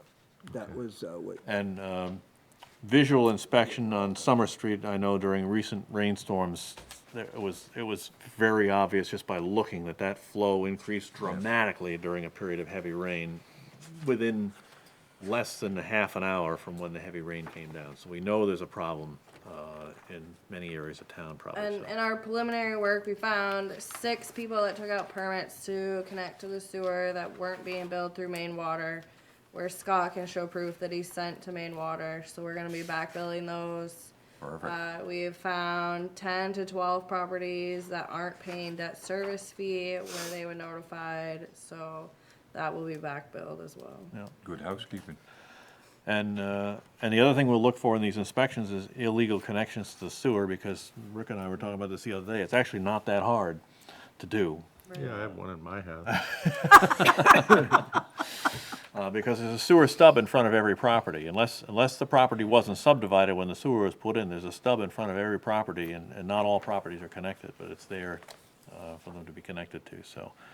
And we're planning again on having this work done by when? Does everybody remember our early? By the end of the summer. All right, we all At least passed. largely done. And so there's gonna be some that will be tough, but, you know, it's just the way, the nature of that sort of thing. Just like with the inspections of the Goodies Beach thing, there were a couple properties that took us a couple years to get to. So, don't forget it. It's beyond that time. So if there's no more discussion on the wastewater issues, then we can exit as wastewater commissioners. Motion we exit as wastewater commissioners? Seconded. All in favor? All in favor? Yep. I found that motion. Oh, okay. Go ahead and make the motion. All right, so we're We back need to to the. go back into wastewater? No, that's not a wastewater issue. Thank you. It's 27. Let me go solid waste. So Doug? I have in front of me a document that suddenly appeared on Rick's computer, and I'm assured that this is the motion. motion. So, I'll make a. It came from Jim Guerra's computer, that's why I couldn't find it. Okay. I make a motion to restrict the use of all MRC tip stabilization funds returned to the town of Rockport for the eventual closure of the Jacobs Quarry landfill in order to fulfill the town's obligations specified in Part 4, Section 4.2 of the amended interlocal agreement establishing the Midcoast Solid Waste Corporation.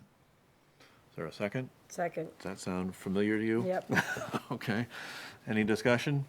If not, all in favor? Any opposed? Okay, so we got that taken care of. Okay.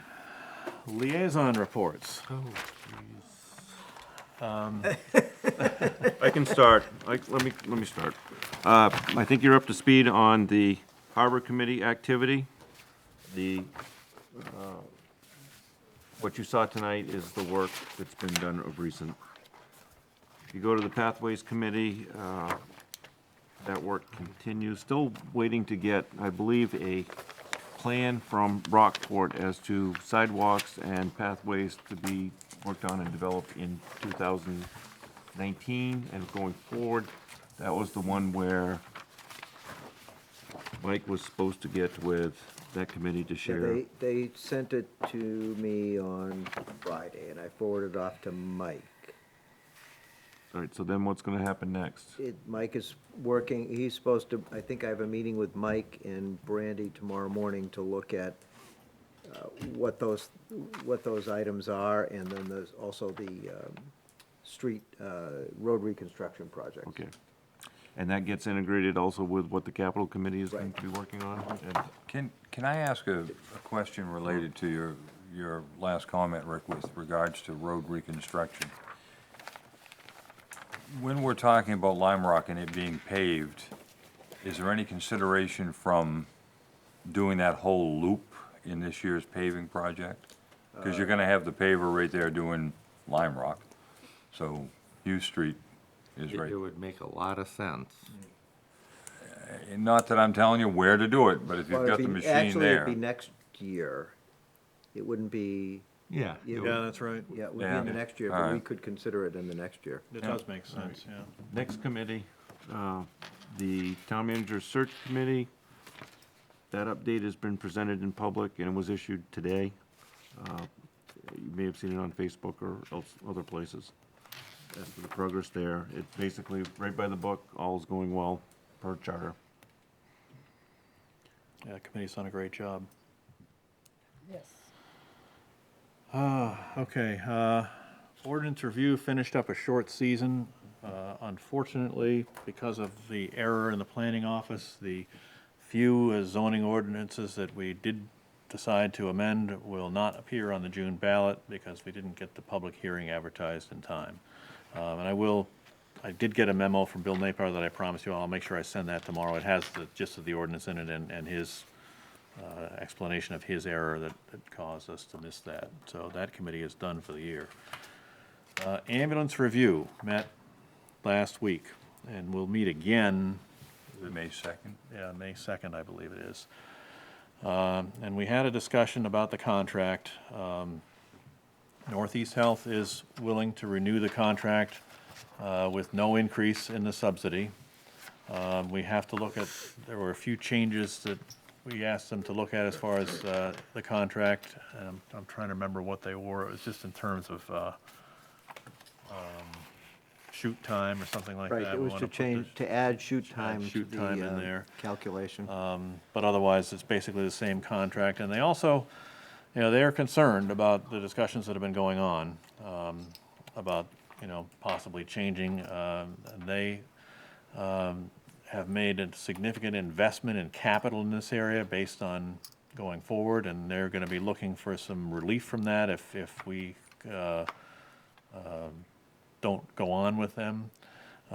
They did also say, and this was very interesting, they said that they would offer a 5-year contract with no increase other than inflation through the 5 years for emergency medical service. They also, and the committee, I think, basically agreed, if we are gonna make a change, they want as much notice as possible, probably a year, so that they have time to deal with, but they're gonna come back with a contract proposal for us. They are probably gonna give the 5-year contract proposal, and then with various ways to exit with enough notice at some point. They did say, and I have to repeat this, they said that this discussion that the towns have been having, particularly Camden, but us too, hurts them in terms of being able to recruit people and things of that nature. So, and we've heard from some of the other towns that they're quite concerned about this process as well, Lincolnville in particular, and I know you got a letter from Bob Falciani also. So that, we will have a contract back for this board to vote on at our May meeting on the 13th. And it will be a contract that, I don't know what the length of it will be, but the ambulance review committee will be looking at that on the 2nd of May, and we'll see how that goes as far as. Any indication of whether their transfers are up or down? I mean, those numbers? We didn't really look at those numbers because the contract changed. They did give us the metrics which we gave them to meet, and they are meeting the response time pretty comfortably in all 4 towns. The paramedic response that we required on Charlie, Delta, and Echo calls was at 100%, except for Camden had 1 month in the quarter that was 97%. And it was which one was call. one call. Yeah. And we asked, was there any bad No, there was no bad outcome. They have been sending out surveys to their customers, so to speak, with a handful of questions at the end. I think, were you there at that committee when we put that survey together? Just basically asking, was the service professional, did it arrive timely, and things like that, and the few responses they've gotten so far have all been very positive I on guess that. what I was wondering is, I mean, I was up on the island at the time of the meeting, but I was wondering if their transfers had increased a fair amount, then that's in their benefit, obviously, but if Right. they've decreased, then it would be, that's where I guess where I'm wondering, if it stayed the same, what they're offering, are they? They said that, because one of the questions that we asked them is, how is the contract going for you? And they said, we're a lot more comfortable. They said, we are now not losing money. They said they're not making gigantic profits or anything like that, but the operation is stabilized. And I think that that's, something that's happens over a long period of time. We've had them now for a few years, and now that things seem to be moving fairly smoothly. The operations chief came again, Joe, I think is Conley is his name. He was there, and he's been to the last several meetings. That's been very helpful. So things are going pretty well there right now, but they are concerned about what the direction the towns are going in. They, I think, are looking into possibly some sort of arrangement with Union that will help them as well. I don't know where that stands at this point. They did, one of the things that we asked them to do, they were doing some mutual aid, and they weren't charging fees for it. And of course, that meant that we were kind of subsidizing that, and they decided to charge fees, like when they were going down to Owl's Head at the airport and picking up people coming over from the islands and then taking them up to the hospital, and they were getting the patient billing from it, but they weren't charging a mutual aid fee, which all the other services do. They started charging the mutual aid fee, and all of a sudden that business dried up. The people started going, well, we'll go to the other services that will charge a little bit less or something like that. So, because when they first said they were doing the islands thing, we said, well, gee, we'd be happy to have the islands come in part of our group and then share in the subsidy, but that didn't go anywhere because they didn't want to pay that. So, anyway, so we'll have a new contract from them to consider at our May meeting. And my other ones, ZBA hasn't met for a long time. And Legacy Rockport is going ahead with the bridge dinner. There's some folks that are doing a lot of work on planning that. Should be a fun event. And they're also getting a database together for prospective people who may be interested in donating to Legacy Rockport, things of that nature. So that organization has actually become more robust over the last year or so, which is good. Well done. Okay. First of all, the last library committee meeting I missed. Luckily, Evan's here, so I'm going to give her 1 minute to organize her thoughts, but I'll go on to planning committee here. Planning committee, again, continues to be incredibly well-run. Warren Erickson just does a wonderful job. There are no major projects out there. A couple small things, a daycare center was approved, and sort of a dog wellness center was approved, but nothing, again, major. It's very well run. So, you ready, Evan, for the library report? She goes swimming there every week. There's a dog aquatic center. I saw that in the paper. Yeah, I take her swimming every week. There you go. So, the library committee at our last meeting, it was pretty small. We didn't have much on the agenda. We are making headway with our agreement between us and you folks. So that's been sent off to the lawyers, I assume, Rick? I believe so, yeah. Okay. My computer's off. And then we're waiting to hear back from them, then we'll go to the auditors with it. We also had a little chat about the parking situation. So And- we, Yeah. And we sent you guys a letter about what our thoughts were about that. I hope you had the time to read it and digest. Thank you. Then we had to have an additional you, meeting Megan. next month, mostly because we have to get our portfolio from Putnam. So they will be coming down to meet with us early next month. So, Great. Thank you, and I will be at the next meeting. The Library Building Committee met, and again, I think it's worth just going over here the mechanics of what's going to happen. As we noted tonight, Wednesday night at midnight is the deadline for any of the 7 contractors. We do have 7 contractors bidding to ask any questions, and after that, it's all closed off. How far and wide are they? Not that I'm Well, breaking your, There were a couple that were just added. There's 3 that are very local. There's somebody from Turner. Seen the list. So it's about 50% in town, 50% out of town. So which I within think is Maine, Pretty though. good. Oh, yeah. good, good, good. Yeah. Oh, and one was from Bangor, Turner, Bangor, so. Okay, thanks. No, that's good. So then what will happen is on April 18th, the bids have to be back in the day before, I guess, at 1 o'clock. But the 2:30, we, Oh, yeah, 2:30, April 18th by 2:30, the bids have to be back.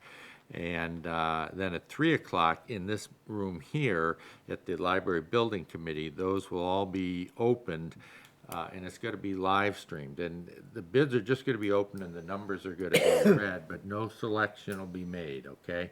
At that point, our owner's representative, the architect, the building committee will, actually, the owner's representatives, the engineer, the architect, town manager will sort of look these over, and then come back with a recommendation to the building committee. Is that correct?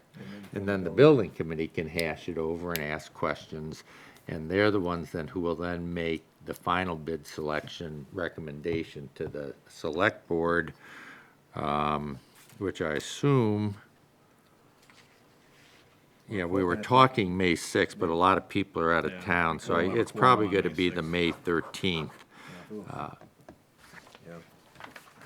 Puts us back a week.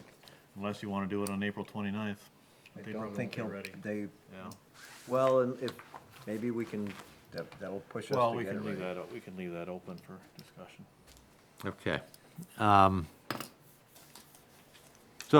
And the other thing about the library committee, I know Deborah has some concerns, and I think we may as well get them out on the table just right now to be thinking about, so I'll, go ahead and tell us what your concerns are. Well, I just think that, we've had a couple of, and I'm not trying to characterize them anyway, a couple of surprises with respect to the library stuff. And so I know that we established the building committee, and I don't, as I've told Doug, I don't want to micromanage the library building committee. And I know well from construction that I've undergone that you had to make daily decisions, and we don't want to get in the way of that.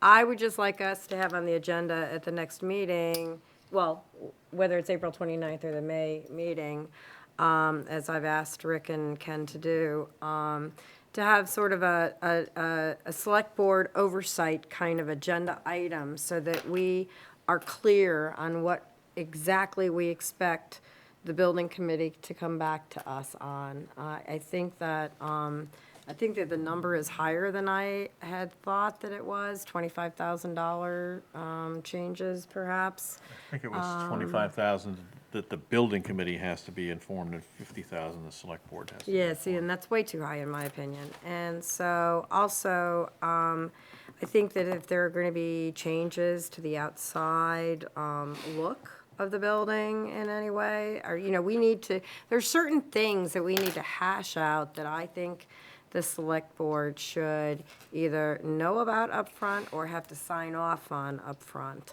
And I think it would be useful for all of us to think about what those things are, what those parameters might be.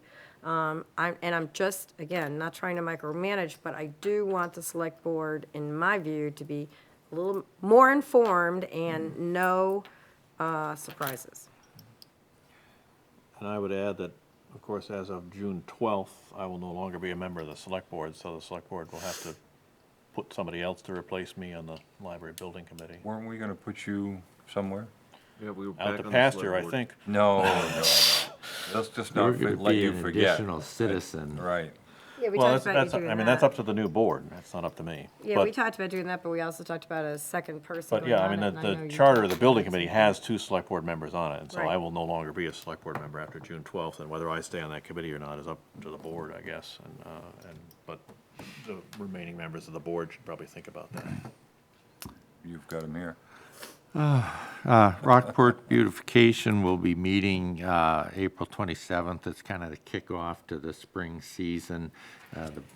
Next year's budget, July 1st, does have, I believe, $1,500 in it, and there'll be some talk about how to best spend that around town to fulfill its mission.